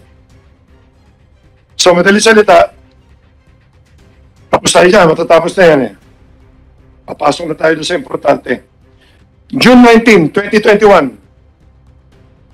around 10:30, yung bahay ko sa Mandaluyong, nandun ako nakatira. Malapit sa squatter, doon ako nakatira talaga Inisa ng granada bahay ko, pinagbabaril yung gate namin. Sino ang may gawa niyan? Balay mo? Bahay mo? Bahay ko mismo. Yung gate namin. Kaya may mga pulis nga, pwede niyo po ipacheck to sa Mandaluyong pulis. Ipacheck niya, pwede niyo i-check ngayon. Kompleto sa picture, kompleto lahat. Actually, may checkpoint. Pinagbabaril yung bahay ko at initsa kami ng granada. Swerte yung granada, hindi rin pumutok. Pinuntahan nila, pinaputok nila. Tapang mga gumawa nito. Bahay ni Atong ang in-strapping, tinapunan ng Granada. Kasi walang gwardiya, dire-diretso lang nasa tabi ng kalye. Okay, sige. Nasa tabi ako ng squatter, hindi po ako kilala, alam nila bahay ko eh. Thank you. Sige. Nasa tabi po ako ng squatter, 5 floors na building, opisina, ibaba. Doon po ako nakatira. 48 Calvayo, kaya sinasabi ko na, wala naman ako kinakatakutan dyan eh. Sanay naman ako. Ngayon, January 27, ultimo nga po, Manila Arena, initsa ng Granada. 2 beses. Nagpunta ang Soko, nagpunta lahat. Sumabog ang Granada? Sumabog? Nakita ng video, pwede nyo itanong sa... Hindi. Tinatanong ko na, sumabog bang Granada? Swerte, hindi sumabog pero pinasabog ng mga pulis. Nagpunta sila lahat. Yung June 19, sumabog din, hindi? Well, I think 2 yung Granada na nakita. Baka isang bato yun eh. Nakita nila sa video. Hindi, 2 ito, June 19 at saka January 27. 2 grenade throwing incident. In both incidents, sumabog bang Granada? Nag-explode? Yung June 19, sumabog? Ang baril po, putok. Ang Granada, hindi naman ibig sabihin na Granada, hindi naman napapractice yan eh. Kung criminal ka, kung initsa mo, kung hindi tama ang pagtanggal mo ng pin, o kung hindi ano, pero hindi ko matanda, pwede nyo checkin sa police kung may pin. Pero hindi sumabog. Yung oras, nakita eh, pero sumabog. Your Honor, sumabog. Ang pwede nyo checkin kasi hindi ko alam, hindi ako nakialam. Okay, yung mga police po, checkin nyo kasi mahirap po magkota ko dahil iba, sila rin imbestigan yan. Mayroon silang video, CCTV, nakita nila kung sino ng mga ano, maski dun sa amin, nakita nila yung sasakyan na nagpaputok, lahat, yung namarel, lumang kotseng puti. So, sa madaling salita, pati buhay ko, nandiyan na. So, okay, ito ngayon. Kunti na lang. 23. Kung makikita nyo rito, ito yung mga bandang ito August na ito eh. 2021. Nag-request kami sa NBI, sa NBI 24, CIDG, at pumunta ron, CIDG, tapos sa DICT, tsaka PAGCOR. Kung makikita nyo, ang nagpunta sa aming NBI, si Deputy Director Dongalio, Atty. Dongalio. At ito ang pinakamaganda, punta sa amin, si Colonel Campo Rogar. Dito nyo makikita ngayon ito. Sino itong Colonel Campo Rogar? Nagmi-meeting po kami sa opisina. Andyan yung cybercrime. Ibig sabihin, malinis sa intensyon namin talaga. Nagsusumbo talaga ako. Kasi gusto ko legal lahat eh. Ando na yung BI, isang table na mahaba kami. Ang legality kasi, pagka meron kang ito yung mga result to. Ganito kakapal ang reklamo namin sa kanila. 90 katao yata yan. So, sa madaling salita, pinag-aaralan namin. Pinag-aaralan nila na hindi pwedeng basta-basta maghuli. Kailangan may search warrant, may judge, kung ano-ano. Tapos, meron kami mga nakacheck sa Bacolod, may Sambuanga pa yata, may kung saan-saan lugar. Ang tagal nag-uusap, tapos, eto si Colonel Rogart, sabi niya, boss, gusto mo dukutin na lang namin eh. Hindi ko, nandiyan siya pwede niyo tanungin. Tsaka yung MBA, nandito si Atty. Dongalio. Karap yung mga tao. When you say Colonel Rogart, Colonel Rogart Campo. Siya lang doon eh. Siya nagsabi sa'yo, nag-volunteer na dukutin namin? Siya ang head ng NCR, CIDG ron. Siya nagpunta. Okay, tapos sabi niya, dukutin namin? Sabi niya sa harap namin ganun, hindi ko alam kung nagbibiro siya o ano. Gusto mo dukutin na lang namin eh. Sabi ko, hindi kami nagkaganyan. Police Alderich, yes, Your Honor. Kaya nagsusumbong na nga ako. Kasi makikita niyo hanggang matapos to eh. Nagsusumbong na nga ako eh. Okay? Twice ko na siya nakita eh. Meron pa kasunod to na isa na lang. Sinabi niya yun, sa harap nila, pwede niyo itanong sa kila Atty. Dongalio. May ina ako sa mga pangalan na ganyan. Sinabi niya sa harap, pati mga empleyado ko. Hindi ko alam kung nabibiro siya, seryoso, naghahanap kami ng kaso ng mga tao eh. Pati mga IT namin na andun eh. Ngayon, pagkatapos nun, naging PD at hindi ko na siya nakita after last January. PD niya ata siya ng ano, hindi ako matandain sa pangalan. Sinabi sa akin ni parang RJ Mia, yung bagong PD raw, yun daw yung CID or something. Gusto raw ako makausap. Nasa lipa ako nun. Napunta siya. Sabi ko, sige, gusto ko makita yung mukha para makilala ko. Nakita ko, siya rin nga yun, si Colonel Rogart. Pagdating po doon, sabi ko, yes, Colonel, anong balita? Eh, magkasama sila ron.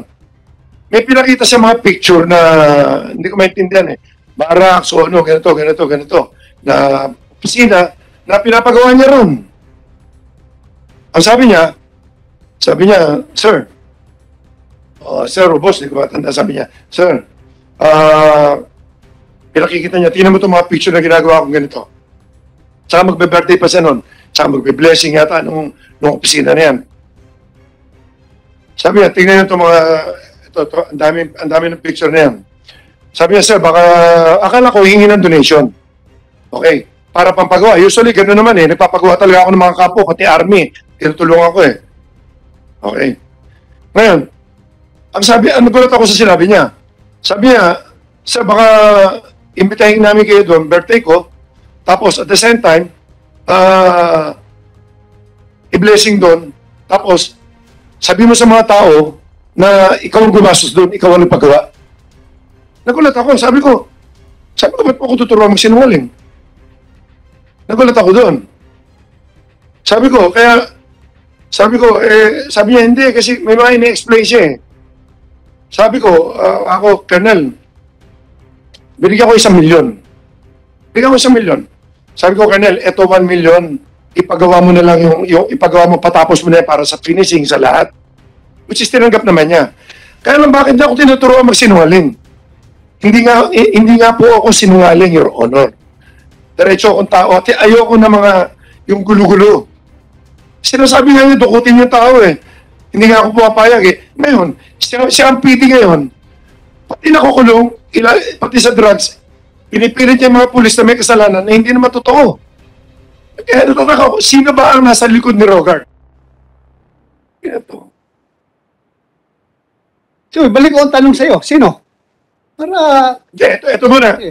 Bakit niya pinaplatid ba niya ako na pumunta ako sa kampo niya noong January birthday daw niya? Na sabihin ko sa mga tao ako nagpagawa ng kampo niya. Ano purpose nun? Hindi ko alam. Ayun, nakita niyo naman tinatrabaho na ako 2019, pati bahay ko pinagbababaril na. Okay, ngayon, sino na sa likod nito? Wala akong iisipin iba, matino akong tao eh. Siyempre, kalaban ko sa negosyo. Sino-sino? Kapareho na sabi ko, iisang grupo to, malalaman ko naman kung sino mga nag-ooperate. Kaya alam ko, kung nandito na sana sila, ituturo. Talaga naman may papaliwanag ko, talaga sila nag-ooperate eh. Congressman ba? Ito, conclusion ko lang to ha. Okay, go ahead. Congressman ba na si Congressman ko pala. Si Congressman Tevez ba? Congressman Tevez ko yun. Siguro, isa sa kumpanya eh. Okay. Hindi naman siguro. Kasi matagal na ako nagtuturo. Ang totoo niyan, nagkausap kami ni Kong Arnie. Sabi niya, pinapatawag ako sa Senate. Sabi ko, kumusta na ba yung business mo? Sabi niya, binigay ko na sa iba yan, parang ganun yata yung sinabi. Iba na nag-ooperate yan. Sabi ko, ako lang nagturo kasi kung paano gagawin nung panahon na nag-i-start siya, Your Honor.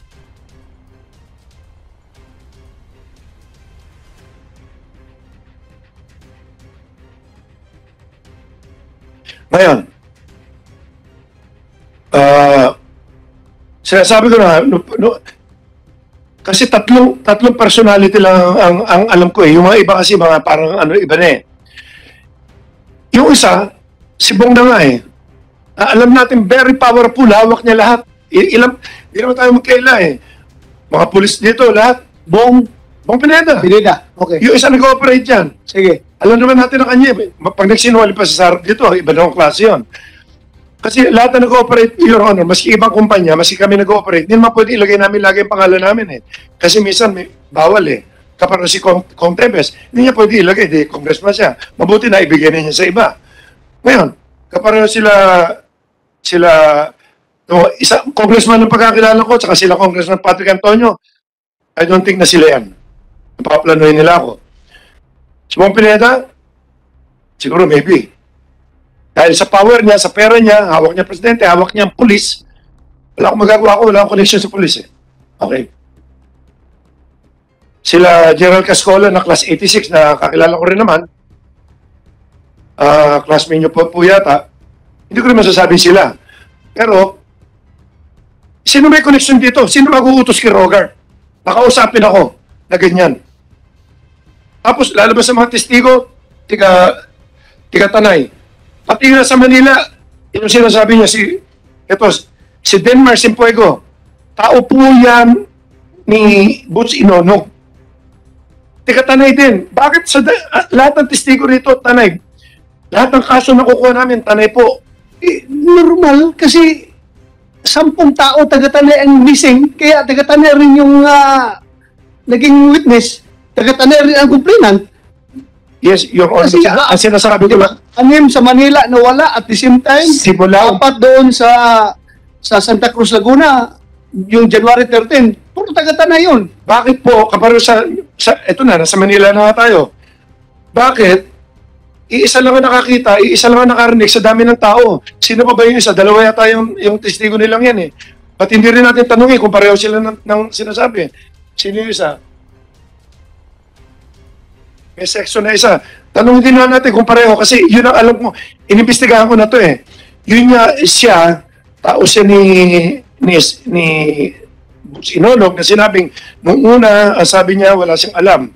Sa sabong, sinasabi niya nung una hanggang sa naipit nyo, sinabi niyo may farm.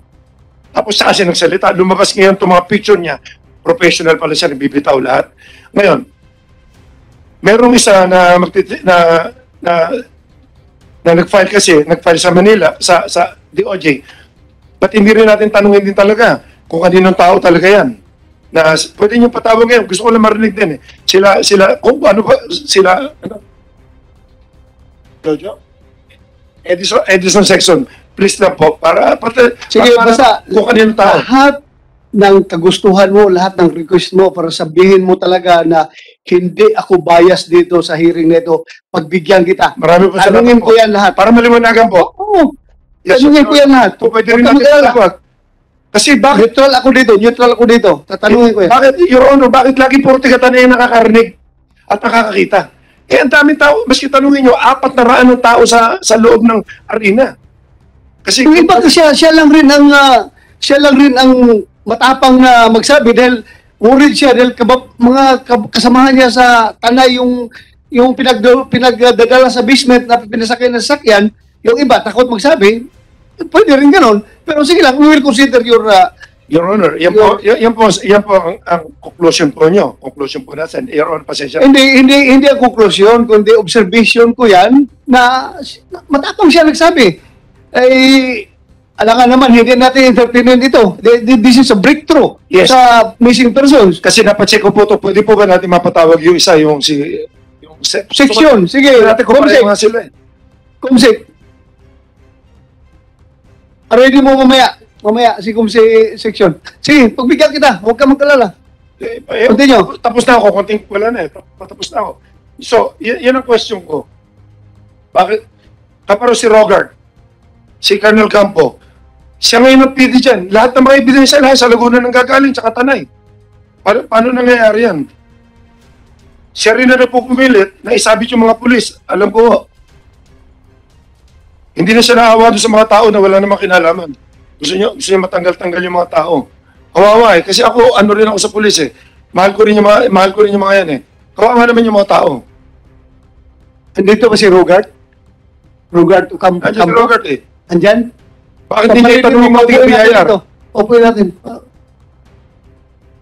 Hindi po ba? Ba't hindi niyo itanong kay Rogard yung mga BIR na nababalitaan ko sa kanya? So, in short ha, Mr. Atungan, para klaro sa committee na ito, at sa mga tao na nanonood ngayon sa ating hearing, what you want to say is that si Colonel Rugard Campo is part of the conspiracy to put you down, na ikaw ang ididiin sa mga missing persons na ito? Ganun ba? Hindi ko maintindihan po, dalawang option sa utak ko dyan. Nagalit ba siya na dahil hindi ako kumampi doon sa sinasabi niya na akuin ko ipapagawa ng kampo? Or kasama siya talaga rito? Bakit siya nagpupursige? Nung PD na siya. Pinuntahan niya ako ng January 14 yata yun eh.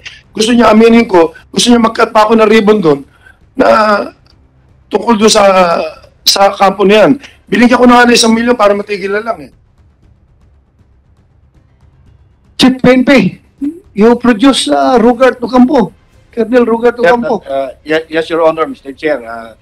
PD Laguna, Rugard Campo is here with us because he is also subpoenaed by the committee. I think he can speak for himself. Sir, if you may, sir. Yes, go ahead. I have only one question. Probably the others resource person can answer. How long have they been to know each other? How many times they have met? Mr. Atong Ang and Rugard. Kasi Rugard, through the committee, how long has he known Rugard Campo? Or how many times have they met? Yes, I will throw that question to our resource person, Mr. Atong Ang. Marirecord ko, 2 beses lang ako kami nakita. Kailan mo siya nakilala? Hindi ko siya kilala. Dinala lang po siya sabi ko mag-file tayo ng complaint. Hindi ko kilala si Rugard eh. Una-una hindi ako talaga matandain sa pangalan at hindi ko siya kilala. Nakita ko lang siya doon nung si Joseph, si Rugard, yan si Rugard.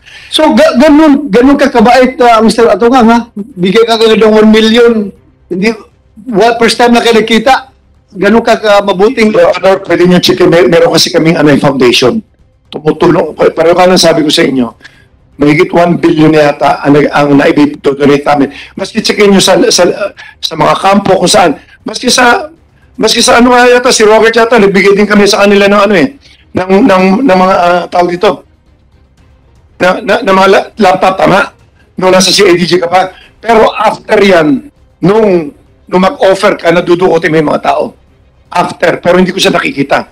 At sinabihan ko lang si Atty. Carol, lahat na magre-request basta PNP, bigyan mo, tulungan mo. Nag-offer nga po ako ng mga dialysis machine. Okay, thank you. Senator Tolentino, you have the floor. We have heard serious accusations here. May we request, Mr. Atong Ang, we have heard you. You have presented 24 slides. Nakita na namin yan. So siguro, as part of the due process here, we will ask the PD of Laguna, after being sworn, to state your side. And may we request Mr. Atong Ang to refrain from asking questions. The questions should be coming from the committee members. You should know that. Yes, I'm sorry, Your Honor. Po yung magtatanong kay Colonel. Hindi po gagawin. Maliwanag po yun, sir. Yes, Your Honor. Nakapagsalita na kayo, pinagbigyan na kayo ng committee, narinig na namin kayo, pakikinggan naman namin si Colonel ngayon. Yes, Your Honor, kasi tumingin siya, nabigla lang ako. Saka refrain from pointing fingers para hindi naman po mapahiya yung taong inaakusahan nyo. Yes, Your Honor. Respect the rules of the committee. Yes, Mr. I'm sorry. Thank you. Okay. Thank you, Senator Tolentino. Kumsik, you administered the oath of PD Laguna, Colonel Rugard Campo. Please raise your right hand, sir. Do you swear to tell the truth, the whole truth, and nothing but the truth in this investigation, sir? Thank you, sir. Please take seat. Rugard Campo, Colonel Campo, narinig mo yung mga akusasyon ni Mr. Atong Ang sa iyo kanina? Yes, sir. Na apparently you are a part of a conspiracy to put him down? At meron pa siya sinabi na ikaw daw ay nag-volunteer na dukutin na lang yung mga suspect na yan? Nadinig ko po kanina. So narinig mo lahat ng sinabi niya kanina? Yes, sir. Okay, you have the floor. Either you confirm or deny lang yung sinasabi ni Mr. Atong Ang. Sir, ganito po yun, sir. last year, nung ako po'y nasa assigned pa sa NCR CIDG as the regional chief, kakilala ko, kaibigan ko si Joseph Lumbad, and humingi sila nga ng tulong na because Joseph Lumbad is working for the Lucky 8 kasamahan po nila Mr. Atong Angser, and ang sabi ko, gawa po kayo ng letter request for police assistance. Yun na nga po yun, sir, yung i-present po kanina at naka-address nga po yun kay General Ferro sa Director CIDG. And yun yung, kung naalala niyo po noon, sir, no first Senate hearing, nasabi yun ni Attorney Santos na may request sila for assistance na kasama NBI at CIDG na ina-allege nung isa sa mga witness na malakas na daw si Mr. Atong Ang sa NBI, sa CIDG. Pero sa amin, sir, for purposes na kailangan po naman talaga namin, kayo po, sir, lahat naman tayo bilang police, for police assistance, intervention, kailangan may basis. Kaya gumawa po ng sulat si Attorney Santos from the Lucky 8 Corporation, address to Director CIDG, ako po ang nag-receive, and nag-usap-usap na po kami, kasama na po noon yung NBI. That's the first time na doon nga po, nagpunta kami minsan sa office na ni Mr. Atong Ang sa Mandaluyong, sir. At saka, sandali it was recorded during the last hearing. Yes, sir. Na si outgoing CIDG Director, General Ferro, was blinded by that operation. Hindi niya alam. Hanggang sa'yo lang ang coordination, hindi niya alam. Diba? Naggulat pa nga siya. Meron pala kayong operation na ganun ginagawa. Hindi niyo pinapaalam yung director ninyo. Sinabi ko po yung sa kanya kasi kung makikita niyo po, sir, yung letter request for police assistance addressed to Director CIDG, ako na sabi naman ni General Ferro po noon, sir, ikaw na no yung bahala sa NCR CIDG na kayo na humawak. Kaya ako na po ang nag-receive, sir. And after the police operation, may Klaruhin natin, ha? Nag-deny si General Ferro na hindi niya alam yun. Tapos sa'yo, nagsasabi ka na siya nagsabi sa'yo na ikaw ang bahala. Yes, sir. After the police operation that we have conducted, sir, entrapment operation, we have submitted a spot report and development report na may huli po kami, address na nakasuhan, nahuli nakasuhan, ginawan po namin ng spot report at address po yung sa Director CIDG, sir. Kaya hindi po pwedeng sabihin na hindi po nila alam, sir. So yung sinabi ni Atong Ang na nag-volunteer ka daw na pagdudukutin nila yung mga tao na yan. Yes, sir. Ganito po yan, sir. Sir? Ganito po, sir, ang kwento dyan, sir. Deklaro mo muna. Yes, sir. Totoo yan, sinabi mo during the meeting. Sir, hindi ko na po matandaan kung nasabi ko, pero kung may nabitawan mo akong salita, pero pabito man siguro, sir, hindi ko na matatandaan, sir. Pero nagkakaroon po kami ng case conference meeting together with the anti-cybercrime, with the NBI po, sir. Andali, makinig ka. Ikaw ay hindi ka pa retired, hindi ka pa malimutin. Words like that, you cannot just easily slip by your mind. Yung sinabi mo na nag-volunteer ka sa kanya na pagdudukutin lang natin yan, sir. True or false? No, sir. Ha? No. Yes, sir. So nagsinungaling si Atong Ang. Hindi ko na po matatandaan, sir. Ay, huwag kang selective, permission, selective. Permission to make statement, sir. Nag-out ka, ha? Yes, sir. Police kernel ka. Yes, sir. Dapat responsible ka sa lahat ng pinagsasabi mo. So, permission to make statement, sir. false. Nagsinungaling si Mr. Atong Ang. Ako, sir, sige, di ko naman na matatandaan lahat, sir, kasi after our case conference, sir, pinag-usapan nga po namin, Sige, pinanyo. Usapan po namin noon, sir, together with the anti-cybercrime, with the NBI, nag-sharing nga po kami. Kasi nag-sharing kami, ito ang target. Within NCR, Metro Manila, sir, sa amin, ng NCR CIDG napunta yung mga target na involved sa cloning. At kasama ko noon, yung anti-cybercrime. Yung outside... Okay na, sinsettle mo yun. Nagkandak kayo ng operation, pati NBI. Yes, sir. Request na sa NBI. Manila po, sir. Nagkandak operation, positive results. Yes, sir. Legal lahat yun. Yes, Walang sir. problema, di ba? Wala Opo, tayong sir. kita problema doon. Legal lahat yun. Ito na namang sinabi niya kanina na binigyan kanya ng 1 million. Yes, sir. Ayun, tinanggap mo.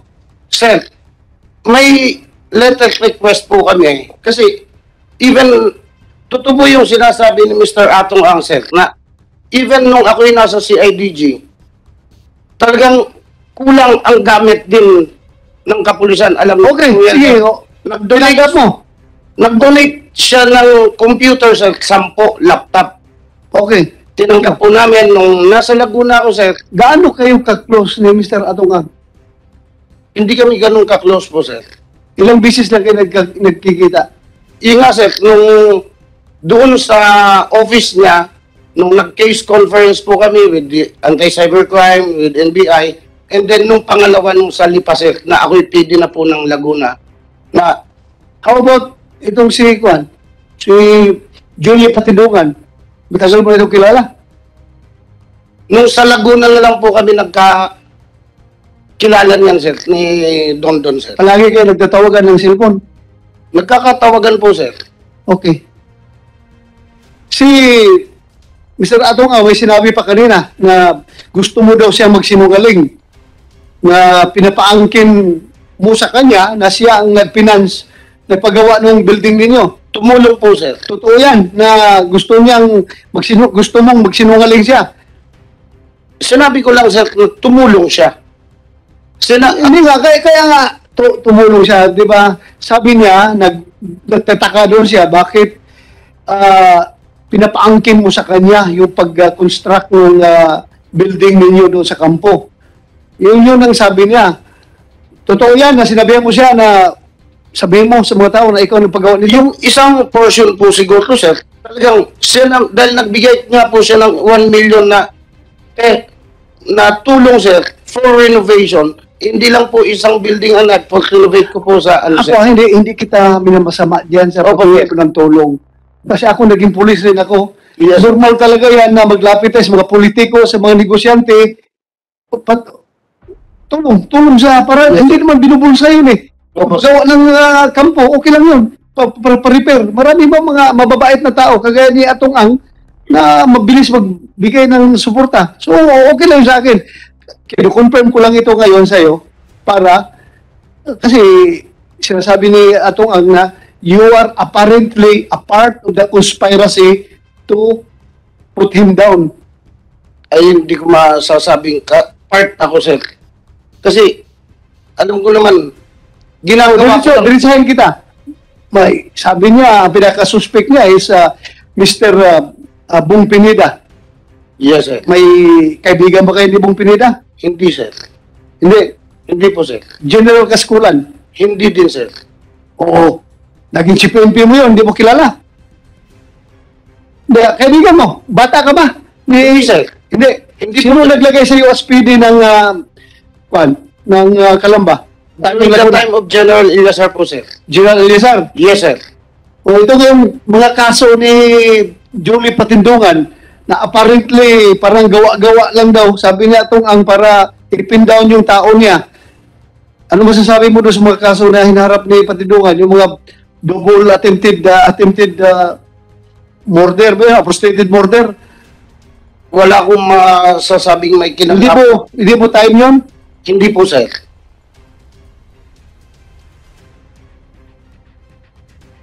Okay. Sige. Yes, sir. Satisfied ka, Mr. Atongang? Kung magtanong ka, you direct it to Your Honor. Chairman. Senyor, Ako na magtatanong sa kanya. Ano ko lang dito? Number one, yung sinasabi niya selective ang isip niya, ang utak niya nung ano po na sabi niya, hindi niya matatandaan na sinabi niya ang dudukutin. Nung sinabi niya po yan, kaya ang daming accomplishment na nahuli dahil hindi nga ako pumapayag sa ganyan. Pwede niyo, kung sinasabi niya hindi niya matandaan na sinabi niya, pwede niyo natin tanungin yung NBI dito, baka narinig. Ang mga tao ko lahat kasi narinig eh. Number 2, yung ano po, Your Honor, yung sa Laguna, sa Lipa, yung sinabi niyang halos tapos na yung pinakita niya sa akin picture. Hindi siya humihingi ng pera nun, nag-donate lang ako. Ang sabi lang niya, akuin ko lang daw akuin ko lang daw na ako nagpagawa lahat. Sabi ko, hindi ko makita logic. Kaya tinawagan ko si Atty. Carol. Kasi si Atty. Carol lang kakilala nila, tsaka si Joseph eh. Never ko siya kilala, kaya sabi ko, nakita ko lang siya once, twice nung lumapit, hindi ko alam pangalan niya eh. Natanda ko lang mukha niya. Nung nakita ko, ikaw pala PD ngayon, Colonel. Tapos nagulat ako, ba't gusto niya ako magsinungaling agad? Eh, ba't saan niya nasanay ka magsalita magsinungaling ng tao? Yun ano ko, tapos nalabas ng mga testigo mo, puro nagsisinungaling. Alam naman natin, dadamay mo pa yung mga pulis, di ka naawa. Kasi utak pulis din ako eh. Pareho tayo eh. Nakita niyo naman, Your Honor, di po ba? Nakita niyo naman siya magsalita. Colonel ka, PD ka, hilaw ang salita mo. Ito ang terminology na natin. Thank you for that. Anong reaction mo? Sir, yung sinasabi na makakalimutin ako, siguro sir, sasabihin ko, slip of a tongue. Kasi sir, pero kung talagang didiretsuhin kung yung sinasabi ni Mr. Atong Ana, dukutin, hindi sana ginawa ko na sir, ba't pa kami nanghuli? Nanghuli po kami. Ito ha, hindi siya sabihin nga, posibleng nadukot dahil mayroon tayong nahanap ngayon na 34 na tao. O sir, pero wala Kaya nga, very crucial yung statement mo na pagdudukutin na lang natin mga yan dahil nga may nahanap tayong 34 na Yes, tao. sir. Pero wala po akong kinalaman doon sa ang pinag-usapan lang namin doon sir, yung involved sa cloning and nahuli po na amin yon, nakasuhan. After that, wala na po kaming kinalaman sir. Ito Cloning operations yun. cloning operation lang sir. Okay, we'll pick that up later. Meron tayong kaso dyan. Mag-update tayo sa DJ about that. So ano pa? Wala na po sir. Thank you. Opo sir. Salamat ha. But before yung kay section, mamaya kay section, pwede tapusin muna natin itong, saan na yun? Nawala na yung magkapatid na dalawa kanina dito. Balik muna kayo, kasi hindi pa kayo tapos. Pag ganun-ganun tayo eh, that's normal for a hearing na, sir. Ayun, yan sir. Sir. Balikan natin kasi naputol ka. Pinagbigyan natin si Mr. Atong Ang na magsalita. Saan ba tayo last? Ano yung sinabi mo kanina? Doon po sa, kay Michael Calaveria po. Ha? Kay Michael Calaveria po. Michael Calaveria po. Claveria. Doon ito nangyari, sa loob ito ng sabungan o sa safe house o sa police station? Sa loob po na sabungan nangyari po yun. Okay, sige, tuloy mo. Yung pong, nung binitbit na po nila kami. Yun Pero bago mga patuloy ha, do you confirm or deny na ikaw ay convicted? Convictado ba ito o napaila na ng kaso? Convicted po your Convicted ka ng drug case noong 2002? Opo. Na ano lang po ako doon, Your Honor, na para pong na-set up lang po kami doon. Para pong na-set up? Opo. Pero gumamit ka talaga noon? Noon po. Oh, gumamit ka. Pero hindi na po itong Okay, anyway, that's lang yun. Or character reference lang yun. 2002 pa yun eh. Opo. Itong iniimbestigahan natin ngayon, 2021 na mga kaso ito. Ba't Opo. lang? Wala pang tukhang noon. Uplan tukhang. Wala pa. Kaya pala tumaba ka na ngayon, no? Uminto ka na, no? Kapag na yung pisingay mo, mataba ka na. Okay na. Sige, continue. Noong pong kinuha po nila kami, habang binabiyahe po nila kami, yun nga po sabi sa amin na bakit si Boss Atong daw ang bilangga namin. Bilangga po daw namin si Boss Atong ay partner po daw si Boss Atong. Sabi ni Michael Calaveria po. Michael Claveria. Tapos may sinabi ka pa kayo nga na alam nyo ba na 5,000 lang? Opo. Ano po? Sinabi po nila sa amin na sabi, alam nyo ba, tumawag sa akin si Boss Atong, 5,000 lang isang ulo yung binabayaran sa inyo. Pero sa ganun man, hindi namin kayo para patayin. Ang sabi sa amin po, papipiliin namin kayo. Kaso o patay. Ano pinili mo? Ay syempre po, sa amin po, ay kaso na lang po, kaysa patayin po kami. Okay. Tapos, saan na kayo dinala? Nung dinala po kami sa safe house nila. Safe house? Apo. Alam mo kung anong tinatawag house? pong bahay po. Ha? Ano lang po siya. Bahay lang po siya. Safe house ng mga pulis? Parang ganun na po. Tawag nila sa kanilang safe house. Gaano kalayo galing sa Sabungan? Mga 15 minutes po. 15 minutes? Apo. Dinala kayo doon? Apo. Oh, ano nangyari pagkatapos? Dinala po kami doon ay mga mag-aalas 6 po ng umaga. Tapos nilabas po kami alas 10 na po ng gabi. Sige, tuloy. Nung pong nilabas po kami nila, nagpunta po kami dito sa may parting pagsangan po. Naghanap po sila ng pagtitigilan. Nakakita po sila nung nag-aantay po doon na single na isang barangay tanod po. Ngayon po, doon po sila tumigil. Hanggang doon po kami pinicturan. Pinicturan? Opo. Bakit? Nagtanim po sila sa amin. Ng drugs po. Drugs po. Drugs? Opo. Sa Pagsanhan, Laguna? Opo. So galing sa galing sa Sabungan, diretso kayong safe house. Opo. Pagkatapos sa safe house, pumunta pa kayo sa Pagsanhan, Laguna. Opo, doon po kayo pinantingan ng droga. Opo.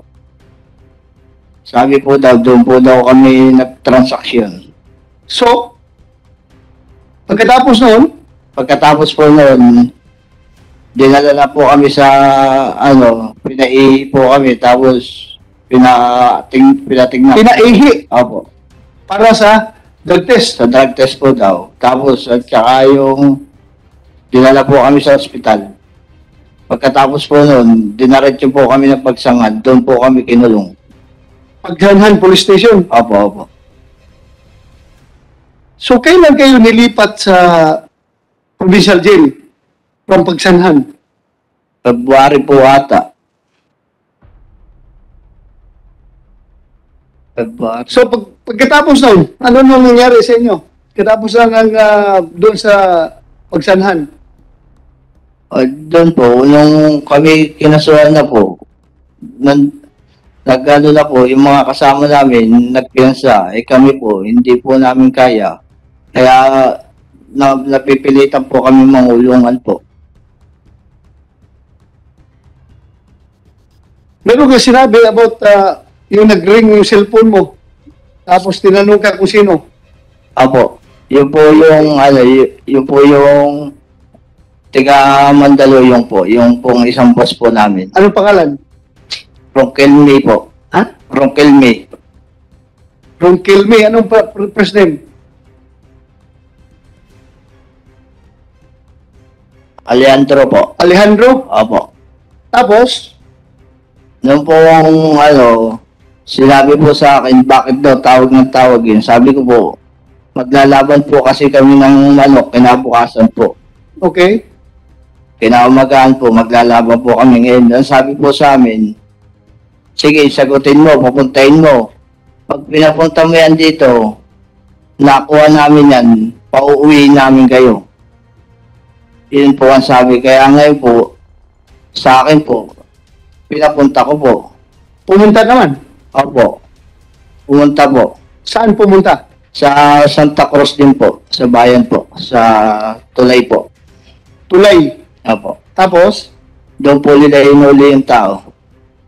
Hinuli nila? Opo, may dala pong manok. Si Ronquilme? Opo. Saan nila dinala? Binukod po nila sa amin yun, dinala po nila sa Lumban. Lumban? Opo. Tapos? Kinasuhan din po ng drugs hanggang sa nakapagpiyansa po agad. Kinasuhan rin ng drugs? Opo.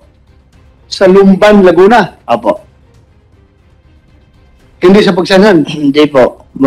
Binukod po kami kasi po tatlo po ginawa po sa amin eh. 3 bata, 3 po matanda doon sa Lumban po. Tapos yung 3 bata sa Pagsangan po. Tapos? Nung makasuhan na po kami, wala na pong hanggang sa nandito na po kami, nangungulong po kami.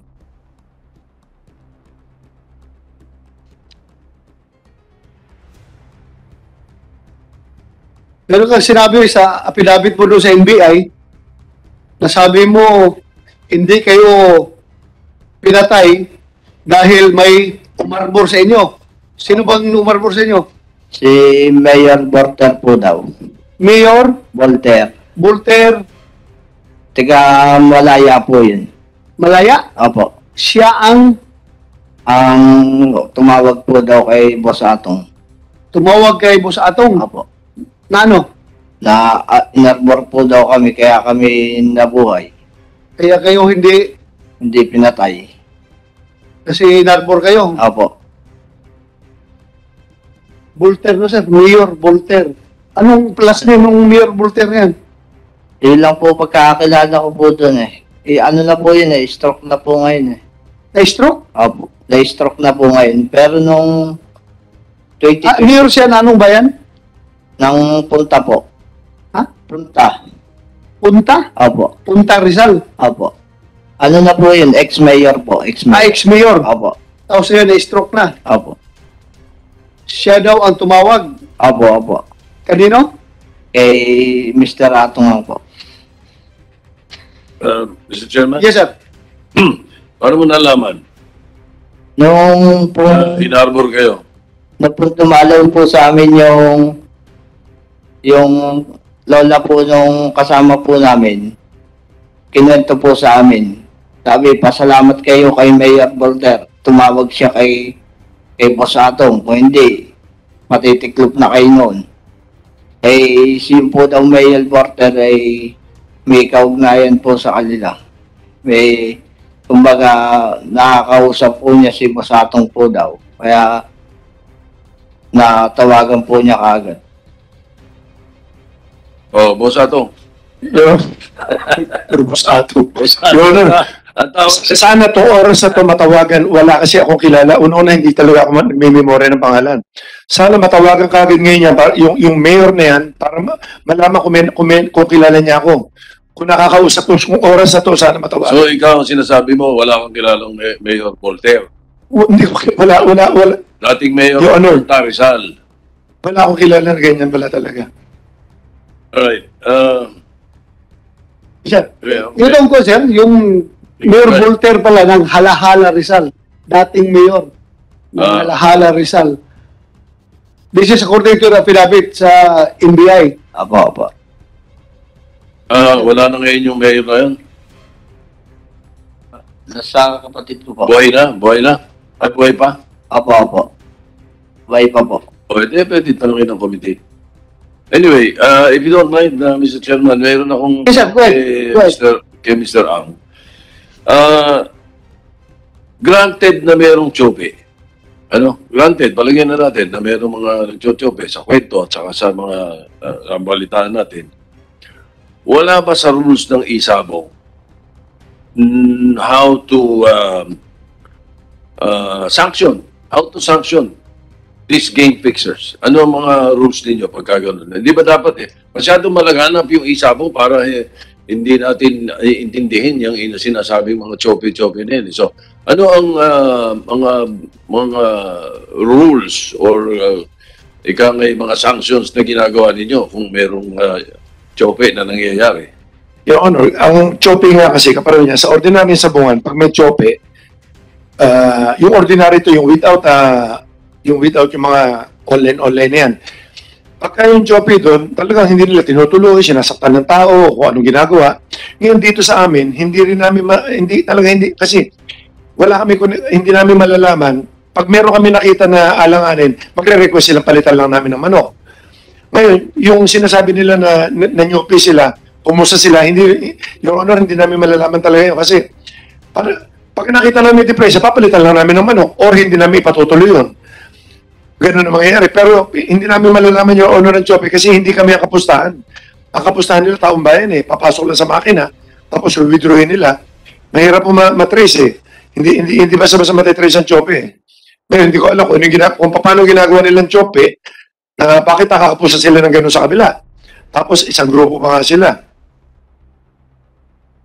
So, sa inyong, ano ba tawag sa inyo rito? Kayo yung namamahala Like for example, Lucky 8. Ano kayo sa Isabo? Kayo operator. Nung Isabo. Service provider lang kami, Your Honor. Service provider kayo ng Isabo. Yung lahat ng mga nagsasabong po sa amin, member namin, tapos ibinebenta lang namin sa kanila yung palabas namin sa mga tao. Tapos kumukuha lang kami porsyento, tapos doon kami bibigyan namin yung kalahati sa mga agents, sa mga ganyan. Tapos, total, mukhang ayaw suspindihin ng PAGCOR yung Isabong muna habang nag-iimbestiga, no? Hindi ba kayo dapat gumawa ng paraan na magkaroon kayo ng mga sanctions o mga rules dyan sa mga game fixers? Binabantayan po namin, pero talaga, wala naman po talaga, ako, sa aming pananaw, walang Joppy Kasi, tuloy-tuloy ang sapo, wala naman sinasabi lang na yung Joppy sila, base doon sa sales, sa history nila, nakikita ko, bakit nila kinokontra lagi ito? Pero yung kapareho nga yung isa ni Inonog, nakalaban pa nung manok Kabuti pa ako natalo doon. So, paano ko sasabihin Joppy yun, Your Honor? So, basta sa amin, talagang group kami.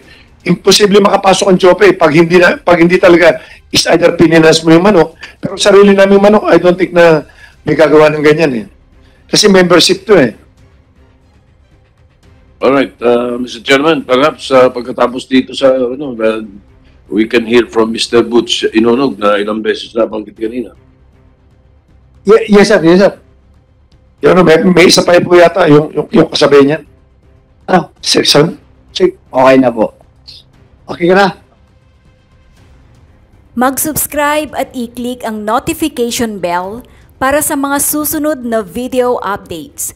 Maraming salamat po.